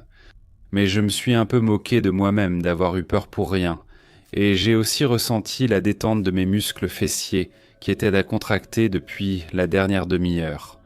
Quelques jours plus tard, les informations locales ont parlé d'un cadavre retrouvé près d'un parc à Anthem, au sommet des montagnes. Les gars, c'était vraiment un cadavre. J'en ai littéralement des frissons rien qu'en le disant. C'était vraiment quelqu'un de mort. Dieu merci, ma copine n'a pas regardé les infos. Sinon, elle aurait probablement eu la peur de sa vie. Quand j'avais environ 10 ans et que j'avais envie d'aventure, j'allais faire du vélo sur la route de mes parents, qui était une impasse. À 3 kilomètres de là, chez le seul voisin, ou en explorant les hectares de pâturage sans fin autour de notre maison, on était vraiment perdu au fin fond de la campagne. Le fond d'un des pâturages descendait en pente vers un marécage, qui se jetait dans un petit étang situé dans le pâturage de notre voisin. Il y avait des bois autour de cet endroit, et j'ai décidé que c'était un bon endroit où revenir pour jouer. Les voisins étaient un couple âgé qui vivait dans la région depuis des années et qui ne sortait jamais vraiment. Je ne pensais pas qu'ils verraient d'un mauvais œil que je joue là-bas. Un jour, je jouais autour de l'étang et j'ai trouvé beaucoup de moules, comme des huîtres, enfouies dans la boue. J'en ai déterré quelques-unes et les ai ramenées chez moi. Quelques jours plus tard, au même endroit, il semblait que beaucoup d'autres avaient été déterrées, ouvertes et mangées. Ce qui serait normal pour un raton laveur ou autre animal similaire. Mais il y avait de grandes empreintes de bottes qui ne pouvaient pas être les miennes. J'aurais dû être plus prudent, mais j'y retournais après avoir trouvé des choses. Un jour, il y avait un sac plastique rempli d'ordures, des vêtements déchirés et une bâche toujours là-bas. La fois suivante, quand je suis revenu et que j'ai entendu une voiture descendre la route, j'ai posé mon vélo et je me suis caché dans le marécage. À ce moment-là, il était asséché, à environ 1,20 mètres de profondeur de l'autre côté de l'étang. Et un homme s'est arrêté, venant du bout de la route chez le voisin, dans une voiture noire à la forme carrée, peut-être une Cadillac, et il est sorti en costume. Il a attrapé le sac poubelle et les vêtements, a jeté les os dans un trou, a regardé autour de lui et remonté dans la voiture et est parti rapidement. Je suis retourné après son départ, j'ai regardé les os et j'en ai ramené un chez moi. J'ai pédalé aussi vite que mes petites jambes trapues pouvaient en aller. Mon père a dit que ça ressemblait à un os de cerf ou de vache et l'a jeté. Ce n'est que lorsque j'ai commencé à étudier la médecine à l'université que j'ai réalisé que c'était un radius humain, probablement celui d'une femme ou d'un enfant plus âgé.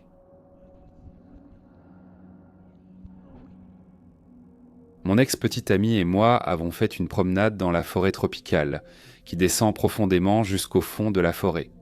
Il n'y avait aucune autre voiture sur le parking et je n'ai croisé aucun autre randonneur. Nous avions tout pour nous et avons passé un très bon moment. Alors que nous montions, mon ex était devant moi et il s'est soudainement arrêté, levant la main pour me faire signe de m'arrêter avec lui. J'ai levé les yeux et il y avait cette femme debout devant nous, qui nous fixait. Elle avait l'air normale, mais j'ai eu des frissons dès que je l'ai regardée. Elle avait les cheveux châtain foncé, ce que j'ai remarqué uniquement parce que ça tranchait tellement avec son cardigan. Je ne pouvais me concentrer que sur le cardigan. Il descendait jusqu'à ses pieds et était d'un blanc éclatant, totalement propre, comme s'il venait tout juste d'être sorti du rayon. J'ai trouvé ridicule de porter ce truc en randonnée. Nous sommes restés là, totalement immobiles, à la regarder fixement pendant 30 à 40 secondes. Nous ne nous sommes pas sentis menacés tout de suite, mais il était hors de question que je fasse un pas vers elle. Au lieu de cela, j'ai ressenti une sorte d'étrange immobilité, comme si la forêt autour de nous s'était figée et que le temps s'était arrêté. Elle s'est finalement retournée et a commencé à s'éloigner en remontant le sentier. Nous l'avons regardée et avons attendu, sans dire un mot de plus, jusqu'à ce qu'elle disparaisse de notre vue, avant de commencer à marcher. Le parking était à environ une demi-heure de marche et nous avons avancé en silence, tous les deux un peu tendus et essayant d'écouter le moindre bruit suspect. Nous ne l'avons pas revue, ni vu personne d'autre pendant le reste du sentier. Toujours aucune voiture sur le parking à notre retour. C'était absolument l'expérience la plus étrange que j'ai jamais vécue en plein air. Plus tôt cet été, je faisais de la randonnée dans la région sauvage des Sand Miles dans le Maine. Quelques jours après le début de mon voyage, je suis tombé malade. Mal de gorge, maux de tête, fatigue, perte d'appétit. Probablement le pire cocktail de symptômes pour une longue randonnée. J'avais trouvé une tique sur moi et j'étais terrifié à l'idée d'avoir la maladie de Lyme. J'ai quitté le sentier pour consulter un médecin, ce qui n'est pas si simple. Dans les sections les plus reculées et inaccessibles de tout le sentier des Appalaches, heureusement, il y a d'anciennes routes forestières qui traversent la nature sauvage. J'ai donc décidé de prendre une route secondaire qui, m'a-t-on dit, menait à un terrain de camping. Là-bas, j'espérais trouver des randonneurs à la journée et obtenir un trajet jusqu'en ville. Dès que j'ai quitté le sentier des Appalaches, il s'est mis à pleuvoir à verse, ce qui n'a fait qu'accentuer ma misère. Quelques minutes plus tard, j'ai remarqué un chien dans les bois. Étrange, ai-je pensé. Puis j'ai vu un autre chien, puis un autre, et encore un autre. Et une douzaine de grands chiens de chasse enfermés au hasard au milieu de nulle part. Dans le Maine. Ils m'ont aboyé dessus, bavant et grattant le grillage à poules qui ne semblait pas assez solide pour les retenir. C'était légèrement déconcertant. Le moment le plus angoissant fut quand j'ai vu une silhouette seule dans les bois. Apparemment un homme grand en veste de pluie bleue à capuche et pantalon. Je ne pouvais pas voir son visage et il restait là, immobile comme une statue, ce qui m'a vraiment fait peur. Je suis parti de là en vitesse. En pleine nature, il est généralement poli de dire bonjour et d'échanger quelques mots, mais ce type n'a pas prononcé un mot. Peut-être que c'était à cause de la pluie, Peut-être qu'il nourrissait ses chiens avec des cadavres là-bas, je ne le saurais jamais. Mais il m'a clairement vu et je pouvais dire qu'il me regardait passer. Je marchais seul sur un sentier un soir autour d'une énorme falaise qui s'élève à peut-être 12 mètres de haut. La randonnée fait 24 kilomètres. Alors que j'étais sur le sentier, j'ai reçu un appel de ma petite amie de l'époque, alors j'ai répondu et j'ai commencé à lui parler. Il a commencé à faire sombre et je traînais les pieds pendant qu'on discutait. Tout à coup, j'ai commencé à entendre des bruissements tout autour de moi. Ayant grandi dans une région rurale de l'Illinois, je savais bien reconnaître une meute de coyotes. J'ai dit à ma copine que j'étais suivi et que je devais rester sur mes gardes. Elle était un peu effrayée, mais elle a compris. J'ai raccroché, j'ai pris mon couteau de poche et j'ai trouvé un bâton. J'ai taillé le bâton en pointe aussi vite que possible. En descendant le sentier, j'entendais les bruissements se rapprocher de plus en plus, passant d'un son stéréo à du septin Dolby pour faire simple. À ce moment-là, je savais que j'étais entouré par eux, mais je ne pouvais pas les voir. J'étais au sommet d'une colline et je voulais trouver un bon point de vue pour me défendre si jamais ça devait arriver. En arrivant au sommet de la colline, j'aperçois une biche juste de l'autre côté de la crête, à peut-être une vingtaine de mètres. Le bruissement s'était arrêté, tout était silencieux. J'ai compris que les coyotes n'étaient pas après moi, mais qu'ils chassaient clairement ce cerf, ce qui était étrange dès le départ. J'ai finalement crié, et le cerf s'est retourné, m'a vu et s'est enfui comme une flèche. À l'instant où le cerf a bougé, 4 coyotes sont arrivés derrière moi et ont couru à toute vitesse devant moi, frôlant pratiquement mon jean en passant. Et je suis descendu en trombe le long du flanc de la falaise. Je suis resté là quelques minutes à essayer de comprendre ce qui venait de se passer.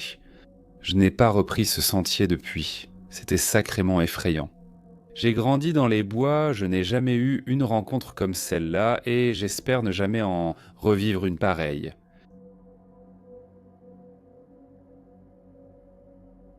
Il y a environ 3 ans, des amis et moi avons fait de la randonnée sur le sentier des Appalaches en Caroline du Nord, près de Boone.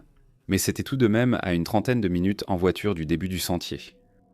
Nous arrivons quelques heures plus tôt pour installer le camp rapidement et profiter du paysage de montagne au crépuscule avant la nuit. Nous installons le camp, suspendons nourriture et affaires dans un arbre, roulons un joint, ouvrons des bières et profitons de la montagne dominant la vallée. Franchement, les Appalaches sont à couper le souffle. Puis nous l'entendons. Il y a eu ce cri à glacer le sang sorti de nulle part, et il semblait venir de l'est, à l'opposé de notre campement, près du sentier. Nous sommes tous immédiatement terrifiés, certains d'entre nous crient, et 1 ou 2 sortent leurs pistolets. Nous restons figés un instant et nous l'entendons à nouveau. Et puis le silence. Ce silence de film d'horreur où tous les arbres, les oiseaux et le vent s'arrêtent d'un coup. On pouvait entendre tout le monde respirer comme si c'était juste à côté de ton oreille. Aucun de nous n'avait de réseau et il faisait trop sombre pour essayer de rejoindre quoi que ce soit qui ressemble à la civilisation. Alors nous nous sommes tous les 4 retranchés ensemble sans dormir jusqu'à l'aube. Encore un peu effrayés, nous avons regagné nos voitures sur le parking. Maintenant, les sentiers se croisent et se rejoignent parfois dans cette zone. Donc nous revenons et nous nous approchons de l'endroit où nous avions entendu l'origine du cri. Et oh surprise, nous avons trouvé des traces de cougars. Nous sommes vite revenus et avons contacté la station de garde forestier locale pour les prévenir. Et le garde a soupiré et a dit « Oui, vous n'êtes pas les premiers à nous dire ça ». Donc en résumé, ces grands félins ne sont pas partis. J'ai passé la majeure partie de ma vie en Pennsylvanie, donc la plupart de mes randonnées ont eu lieu dans la nature sauvage de Pennsylvanie. Dans le nord-est de la Pennsylvanie, autour du sentier des Appalaches, les sans-abri se rassemblent et forment des communautés. Ce n'est pas étrange, car il fait froid là-haut. Je suis sûr qu'il faut une communauté soudée pour traverser les hivers dehors. En randonnée, il n'est pas rare de tomber sur une communauté. Ce qui est étrange, il est connu sur le sentier qu'ils protègent leur camp avec une extrême violence, et que si vous en trouvez un, il ne faut surtout rien déranger. Ces communautés peuvent être assez grandes, avec 20 à 30 tentes de fortune et abris installés au milieu des bois. Lorsque vous tombez accidentellement sur l'un de ces camps, ils sont toujours vides. Mais les feux brûlent encore et la nourriture est encore en train de cuire. Donc vous savez, il y a tout un groupe de personnes qui vous observent en se cachant. J'ai toujours essayé de m'assurer que je ne regardais pas intentionnellement leur tente ou leur affaire, et je faisais en sorte de sortir de là aussi vite que possible. Je n'en ai jamais vu un seul, donc ça ne te fait vraiment pas te sentir en sécurité. Chaque fois que je tombais sur un camp, je me disais mentalement de ne plus jamais me cacher dans cette zone, sauf si j'étais en groupe.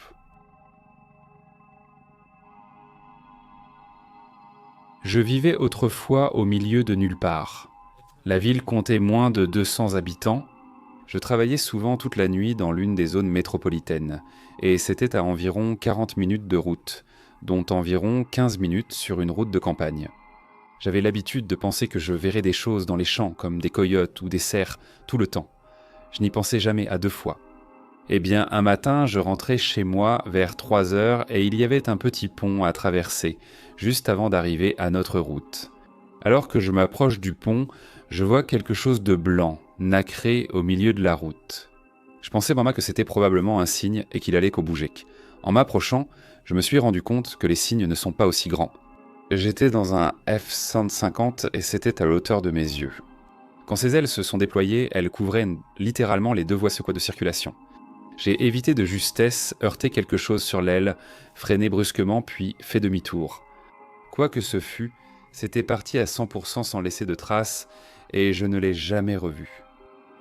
Si c'était un oiseau, c'est le plus grand oiseau que j'ai jamais vu. Oh, et je dois aussi vous dire que je ne vivais pas près d'un grand plan d'eau. Quand ma sœur et moi étions plus jeunes, nous allions au parc Faxon à Quincy et passions des heures à explorer les bois. Il y a peu de forêts en banlieue, alors nous profitions de celles présentes. Un jour, nous étions loin à l'intérieur et avons découvert une clairière. Il y avait quelques cercles de feu et 3 arbres avaient été abattus, écorcés et assemblés pour former un trépied. Il y avait un morceau de corde effiloché qui pendait au milieu, quelques bouteilles d'alcool d'alcool vides et des déchets éparpillés, ainsi que quelques rondins disposés comme des bancs. L'ensemble de l'installation nous rappelait une salle d'audience. Rien n'était vraiment effrayant dans cette scène, mais nous étions gênés de savoir que quelqu'un avait fait tout cela. Pour installer tout cela en plein milieu des bois, coupés à une semaine plus tard, je lis le journal local et la première page raconte l'histoire d'un sans-abri qui a été assassiné à Faxon Park. Il s'avère qu'un autre sans-abri s'est disputé avec lui. Un groupe d'entre eux avait bu dans les bois et l'a suspendu par les pieds à un trépied de fortune. Ils ont tenu leur propre procès avant de le battre à mort.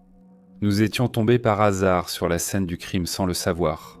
À ce jour, je suis extrêmement reconnaissant que nous n'ayons pas trouvé le corps. J'aimerais commencer par me décrire, car c'est pertinent pour l'histoire. J'ai 25 ans, je suis un homme de 25 ans d'une taille moyenne. Je fais du sport 5 à 6 fois par semaine depuis que j'ai terminé le lycée. Salle de sport, course à pied, crossfit, squash, natation et tous les sports d'équipe que mes amis décident de pratiquer à un moment donné. Mes passe-temps préférés sont l'alpinisme, la randonnée et le bloc. Je viens tout juste d'acheter une nouvelle paire de chaussures d'alpinisme pour haute altitude parce que la saison d'été touche à sa fin et qu'elles étaient en promotion.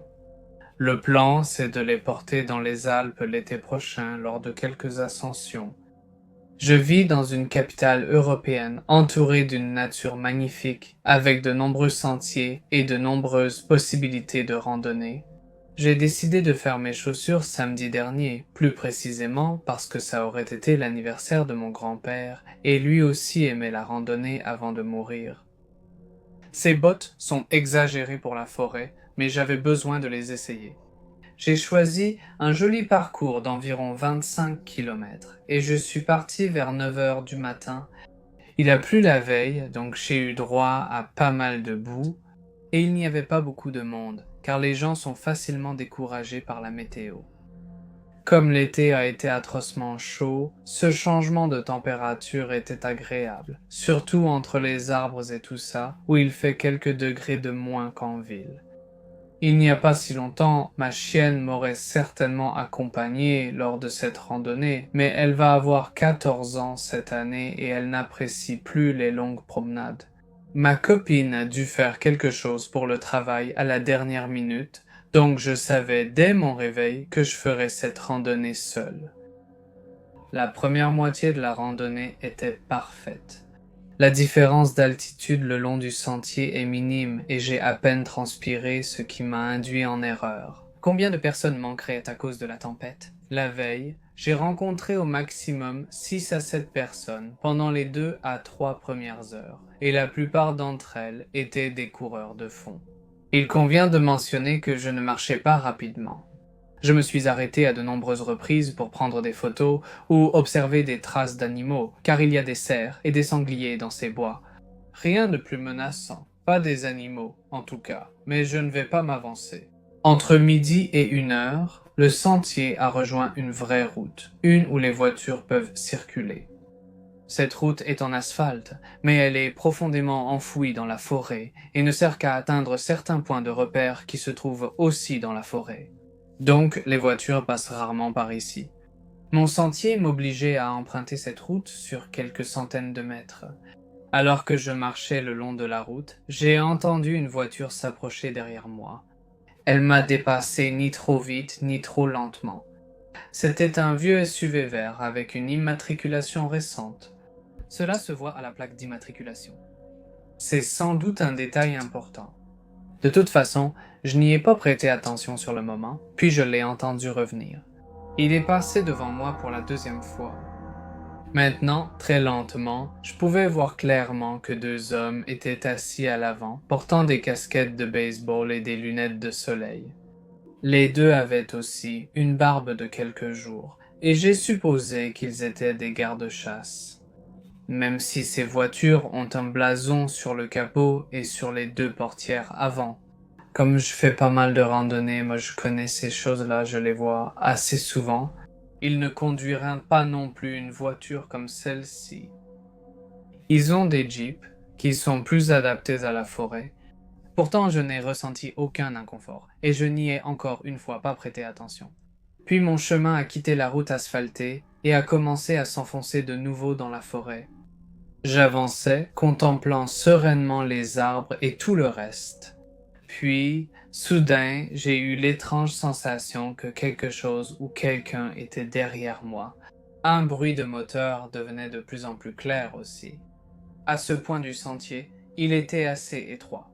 Mais si, pour une raison quelconque, vous vouliez y conduire votre voiture, vous pourriez à peine le faire. Maintenant, quand je me suis retourné, le SUV mentionné précédemment était pratiquement juste devant moi. Il était à une longueur de bras de moi, et il s'est arrêté exactement comme je l'avais fait. J'ai regardé le conducteur, qui me fixait en retour, du moins je le suppose, parce qu'il portait des lunettes de soleil. Je lui ai calmement demandé « Qu'est-ce qu'il y a? Tu veux que je te laisse passer ?» D'un ton poli, comme sa fenêtre était baissée, il n'a pas parlé.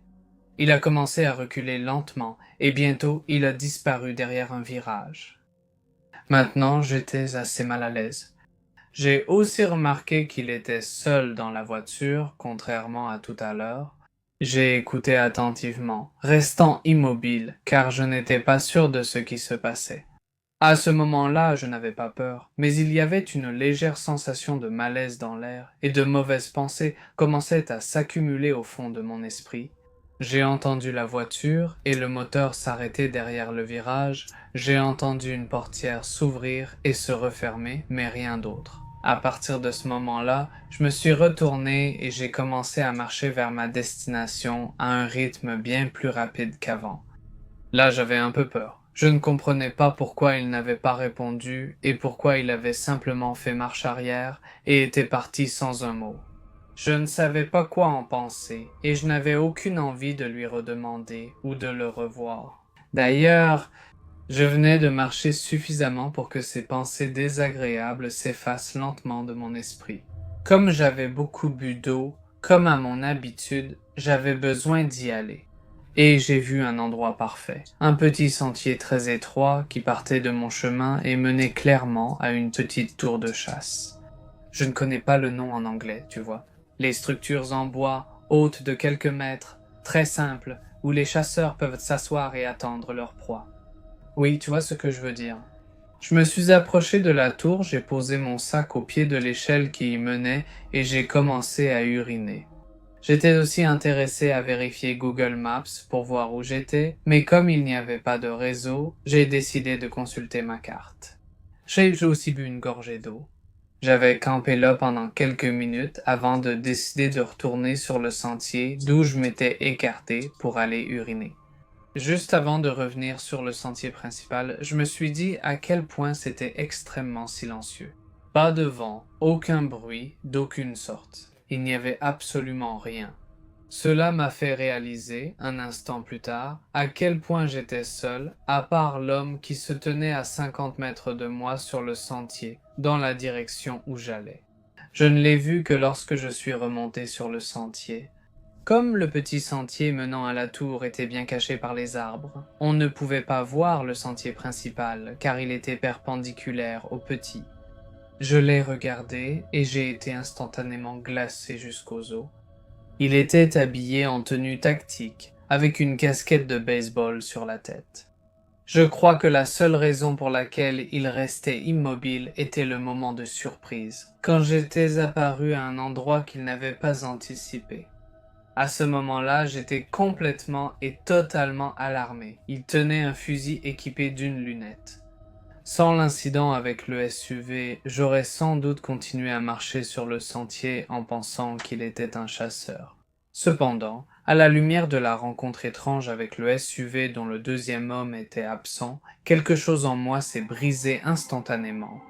Avec le recul, il est aussi probablement illégal de chasser dans ces bois à cette période de l'année.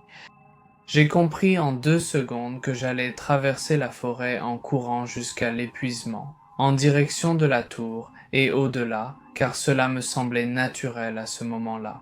S'il n'y avait aucune intention malveillante de la part de cet homme ou des autres, il pensera juste que je suis un idiot et m'oubliera en 2 minutes. Si j'ai raison, c'est la meilleure décision que j'ai jamais prise. Et pour l'amour de Dieu, il a commencé à courir vers moi. L'adrénaline montant en moi, j'ai commencé à sprinter. J'ai dépassé la tour et me suis enfoncé dans les buissons, sans ménager mes jambes. Comme je portais un short et un pull thermique, je me suis frayé un chemin à travers les branches, les petits arbres, et j'ai glissé à plusieurs reprises. J'ai vraiment couru jusqu'à l'épuisement. Ça devait faire plusieurs kilomètres. J'ai même traversé quelques petits sentiers, mais je n'ai même pas pris la peine de regarder de chaque côté. Mon pouce était à 1000 tout le temps. J'ai commencé à chercher du réseau, mais rien. J'étais déjà très en colère de ne pas avoir retenu la plaque d'immatriculation. Au bout d'un moment, j'ai marché plus vite, toujours hors du sentier. Tout droit, dans une direction que je savais qu'elle finirait tôt ou tard par me sortir de la forêt. Dès que j'ai eu du réseau, j'ai frénétiquement raconté l'histoire à plusieurs personnes, mais personne ne m'a cru. Ils ont dit que j'exagérais. Tu n'as sûrement pas compris la situation. Eh bien, je vais te laisser décider par toi-même si c'est le cas ou non. Finalement, j'ai atteint un sentier qui menait directement à une petite ville mignonne qui borde cette grande forêt. J'ai eu l'impression que ça durait une éternité, mais j'ai parcouru le dernier kilomètre jusqu'à la place principale. J'ai enlevé mon pull et je l'ai mis dans mon sac. Au moins, de loin, j'avais l'air un peu différent. J'ai attendu un bus qui m'a ramené à une station près de ma voiture, assez anxieusement. Après le trajet en bus, pendant lequel j'ai observé chaque voiture sur la route, je suis retourné à ma voiture, je suis monté et je suis rentré chez moi. Mon chien m'a accueilli comme si je revenais d'une mission de 2 ans. Les chiens sont vraiment incroyables. Elle a dû sentir que quelque chose m'avait bouleversé et j'ai passé l'après-midi à contempler ma vie dans la baignoire. Les bottes m'ont détruit les pieds, mais elles ne sont pas faites pour courir longtemps. J'ai appelé le bureau du garde forestier et je me suis renseigné pour savoir s'ils avaient dans leur service des voitures comme celles que j'avais croisées. Ils n'en ont pas. Les gardes forestiers ne travaillent généralement pas en binôme, 99,9% du temps ils sont seuls. Je leur ai raconté mon histoire et ils m'ont pris beaucoup plus au sérieux que mes amis, mais ils m'ont assuré que la police ne le ferait pas. Personne n'aurait pu chasser légalement dans cette zone pendant l'été. J'ai lu les actualités locales, mais rien d'extraordinaire n'a encore été signalé. J'espère vraiment que rien ne sera signalé non plus. Je vais en thérapie depuis environ 1 mois maintenant, et en recevant une thérapie, je revisite des expériences passées et je les laisse enfin reposer. L'un des souvenirs remonte à quand j'avais environ 8 ans. Je vivais dans une zone rurale, ma maison faisait face à un cimetière et il y avait plus de tombes que d'habitants dans la ville où je vivais. C'était un endroit calme et paisible, un lieu de silence serein. À environ 9 ou 10 pâtés de maisons au nord du cimetière, il y a un ruisseau isolé qui mène à une zone boisée. J'avais 2 amis très proches. Sarah avait mon âge, Daniel avait 2 ans de plus que nous. Daniel avait 2 cousins, dont l'un était assez âgé pour conduire. Un samedi après-midi lent et chaud, le cousin de Danny a suggéré qu'on sorte, qu'on prenne une glace et qu'on aille jusqu'au lac en voiture. Nous sommes tous montés dans le pick-up, Danny et son cousin plus jeune s'installant à l'arrière, et Sarah et moi sur la banquette arrière. Nous sommes passés dans une petite épicerie pour prendre des glaces, de l'eau en bouteille et des fruits, les glaces à la main. Les vitres baissées et le rock classique à la radio nous mettaient en forme pour aller nager. Dans l'excitation, nous avons pris un mauvais tournant et nous nous sommes retrouvés sur un sentier moins fréquenté menant au ruisseau. Le cousin aîné n'avait plus envie de conduire, alors nous avons décidé de prendre nos affaires et de tremper nos pieds dans le ruisseau. Nous sommes sortis et immédiatement, j'ai commencé à ressentir une étrange sensation. Je pouvais sentir leurs poils se hérisser. Un léger malaise m'envahissait. Nous avons commencé à marcher sur le sentier, Danny poursuivant Sarah en la menaçant de lui mettre un insecte dessus. Et j'ai chassé ce sentiment, profitant plutôt de l'air frais et du bruit de l'eau qui coulait. Après une bonne marche de 7 minutes, nous sommes arrivés à un gros rocher où nous avons posé nos affaires et sommes entrés dans le ruisseau. Nous avons barboté, ramassant des pierres qui brillaient de 1000 feux sous l'eau. Inconscient du monde qui m'entourait, j'ai décidé de retourner au rocher parce que j'ai commencé à avoir envie de pastèque. Je me suis assis et ça m'a frappé. La vague d'inconfort m'a submergé, une sensation intense que je ne pouvais décrire que comme de la vulnérabilité. C'était comme si j'étais complètement nu, dépouillé de toute forme d'innocence et de sécurité. Je sentais des regards dans mon dos, alors j'ai décidé de me retourner, terrifié. Au début, je ne voyais rien. Je ne comprenais pas pourquoi je m'étais senti aussi paranoïaque.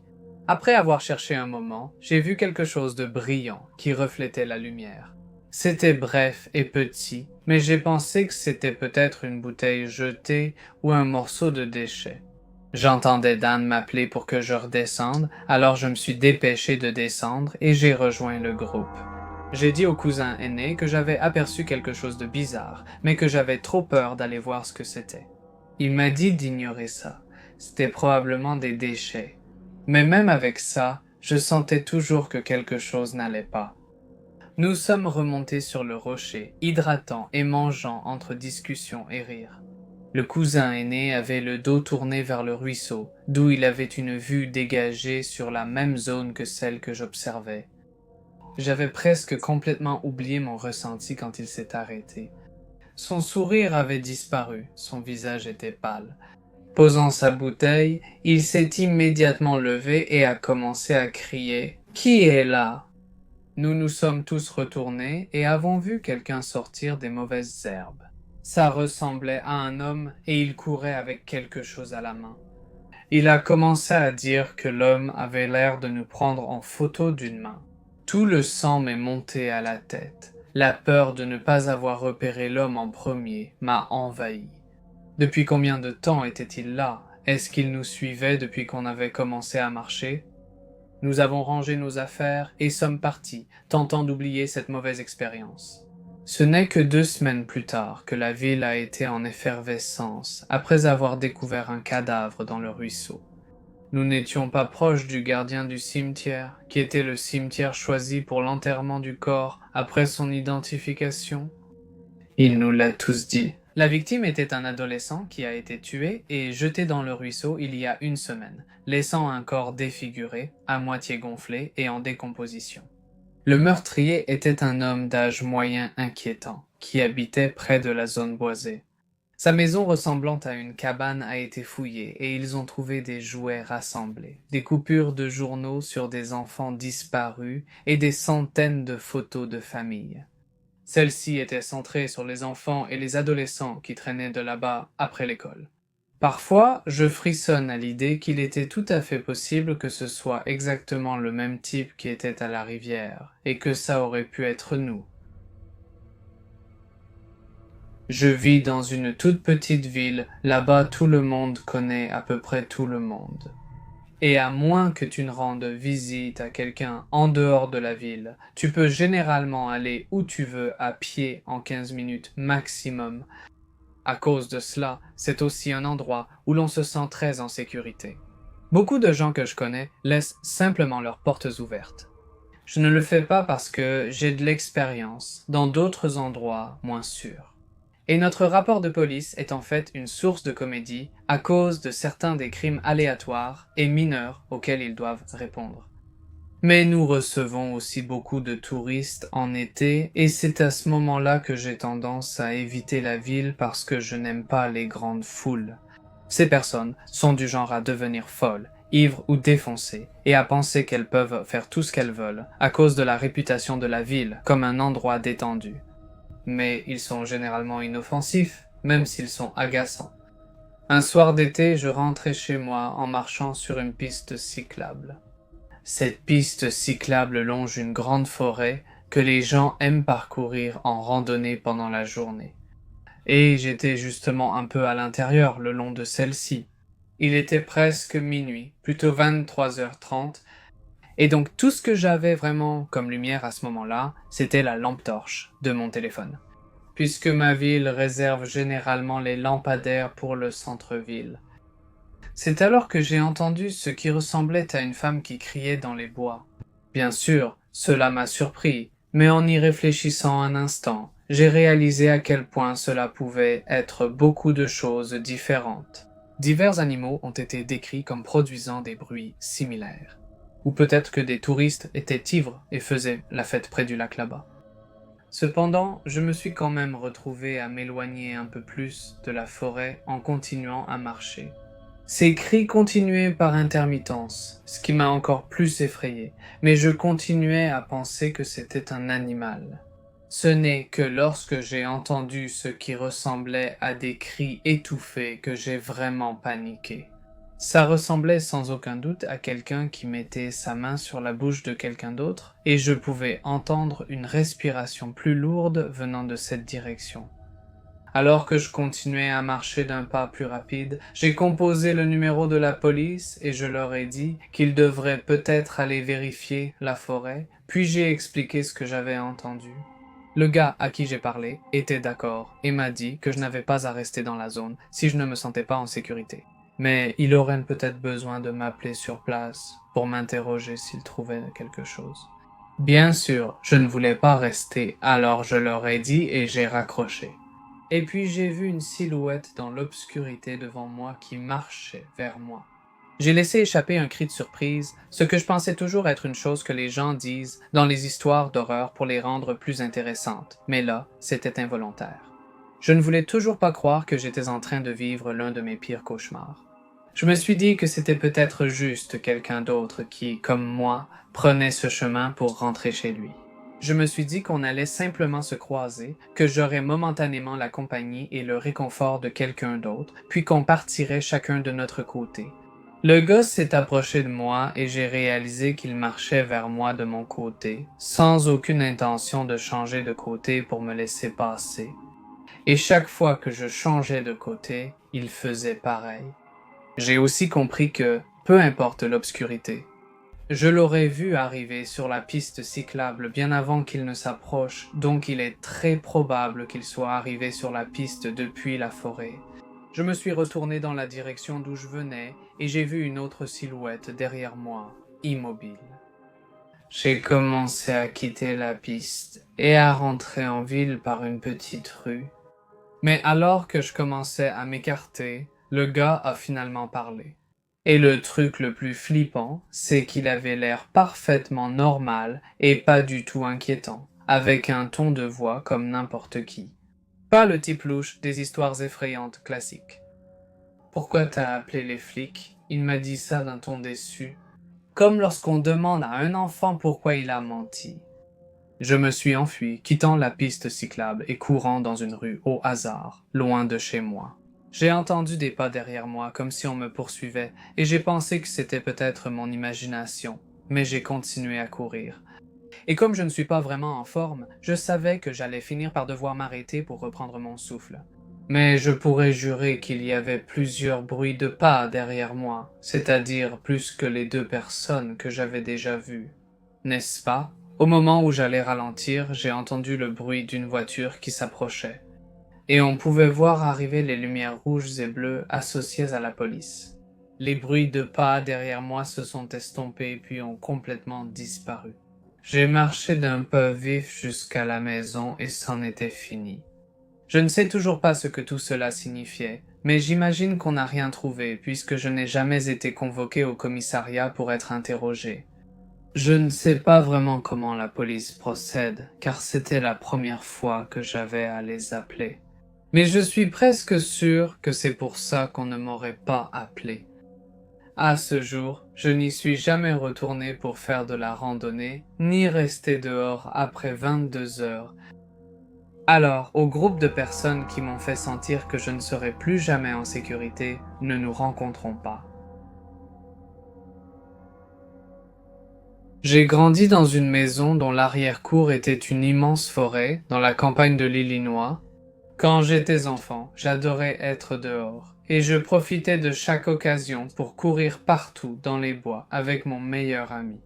Quand nous étions plus jeunes, vers 11 ou 12 ans, nous restions plus près de la maison et des abords, et nous grimpions aux arbres. Quand nous avons eu entre 13 et 15 ans, nous nous aventurions plus loin, marchant et nageant dans les rivières et construisant des petites cabanes. Quand j'avais 16 ans, la forêt a été bouclée et fermée au public car une entreprise y avait illégalement déversé du mercure. Ou du plomb, l'un des deux. Mais c'est une autre histoire. C'était en plein été, il faisait très chaud et j'avais environ 15 ans à l'époque. Le crépuscule approchait et mon ami devait rentrer chez lui pour le dîner, mais je n'étais pas encore prêt à partir. Nous nous sommes séparés et j'ai grimpé dans un arbre, près de mon endroit préféré, au-dessus de la rivière.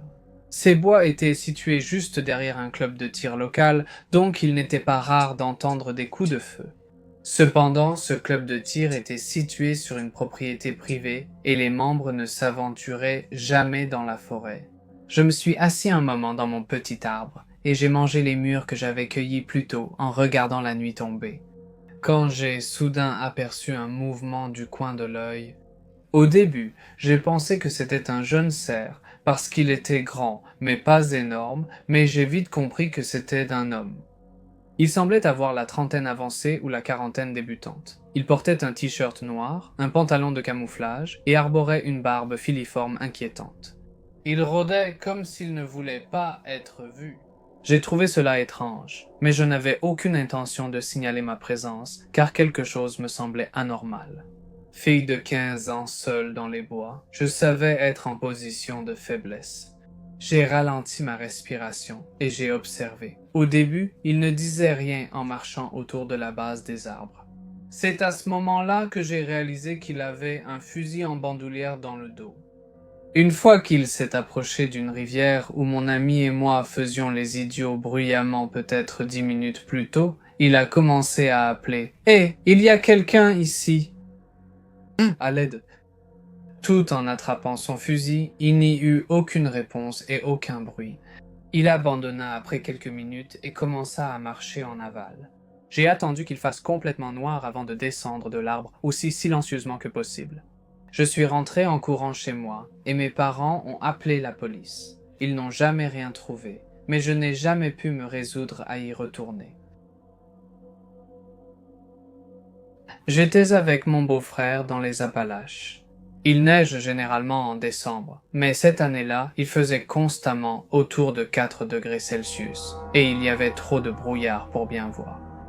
Nous nous sommes aventurés dans une zone de forêt tropicale dense et avons trouvé ce qui ressemblait à une érosion extrêmement envahie, rarement empruntée, formant un sentier. Cela n'avait aucun sens. C'était sur le versant d'un sommet de montagne difficile d'accès et ce n'était sur le chemin de nulle part, même pas d'un autre sentier, alors nous l'avons suivi. La canopée des arbres à feuilles caduques reposait sur le sol hivernal, mais peu de lumière du soleil perçait de toute façon à cause du brouillard épais et de l'ombre de la montagne. On avait l'impression que l'endroit était hanté. Nous sommes descendus dans un creux traversé par un ruisseau, puis avons contourné un virage pour entrer dans un massif dense de rhododendrons. Dans ce buisson de rhododendrons, nous avons aperçu des choses étranges, des cordes pourries, des câbles rouillés et des provisions abandonnées. Puis le sentier s'est arrêté, entre deux chênes qui formaient une sorte de fenêtre. À travers les broussailles, nous pouvions voir une carcasse métallique rouillée, avec des trous de la taille d'un visage à la place des vitres sur les côtés. Nous avons reconnu la forme d'un petit avion parmi les débris. Le fuselage n'était qu'en 2 morceaux, mais les ailes étaient méconnaissables. Il y avait un peu de graffiti sur l'avion, mais pas autant qu'on pourrait s'y attendre. Il était clairement là depuis un moment, mais une partie de l'équipement d'origine se trouvait encore dans le fuselage. J'ai noté le numéro sur le côté pour référence. En rentrant chez moi, j'ai cherché le numéro de l'avion sur Google et trouvé un résultat. Rapport d'accident, mars 1977 ouest de la Caroline du Nord. Endommagé au-delà de toute réparation. Un passager, un décès, corps retrouvé. Simple, irrécupérable. Nous avons trouvé cet avion en 2016. L'épave avait été laissée là à pourrir pendant 39 ans et certains équipements n'avaient même pas encore été volés. Je sais qu'il n'y a eu qu'une seule mort, mais cet endroit a une aura profondément troublante. Je ne suis pas superstitieux et je ne crois pas aux fantômes, mais il y avait quelque chose d'étrange à cet endroit et je ne l'oublierai pas. Je ne suis pas entré dans la carcasse de l'avion, à la fois par peur et par respect pour la personne qui est morte là-bas. Mais j'ai quand même pris des photos de tout ça de l'extérieur que vous pouvez retrouver dans la description. Je suis allé faire de la randonnée avec un bon pote à moi dans les montagnes de Caroline en plein hiver. Nous sommes sortis complètement des sentiers battus, en marchant toute la journée depuis l'endroit où nous avions garé la voiture. Donc, au moment où nous avons installé le campement, nous étions à des kilomètres du moindre être humain. Nous montons notre tente et nous nous préparons à manger. Puis nous faisons passer la flasque de whisky entre nous, profitant de la nuit presque noire et du calme autour de notre petit feu. Au début, nous l'avons ressenti, cette sensation soudaine de ne pas être seul. Puis, après quelques secondes, nous avons entendu quelque chose bouger dans l'obscurité. Nous sommes figés, nous l'entendons à nouveau. Mais le plus terrifiant, c'est que cette fois, nous réalisons que quoi que ce soit là dehors. Il y en a plusieurs, et ils sont grands. Mon pote et moi, on se regarde dans les yeux.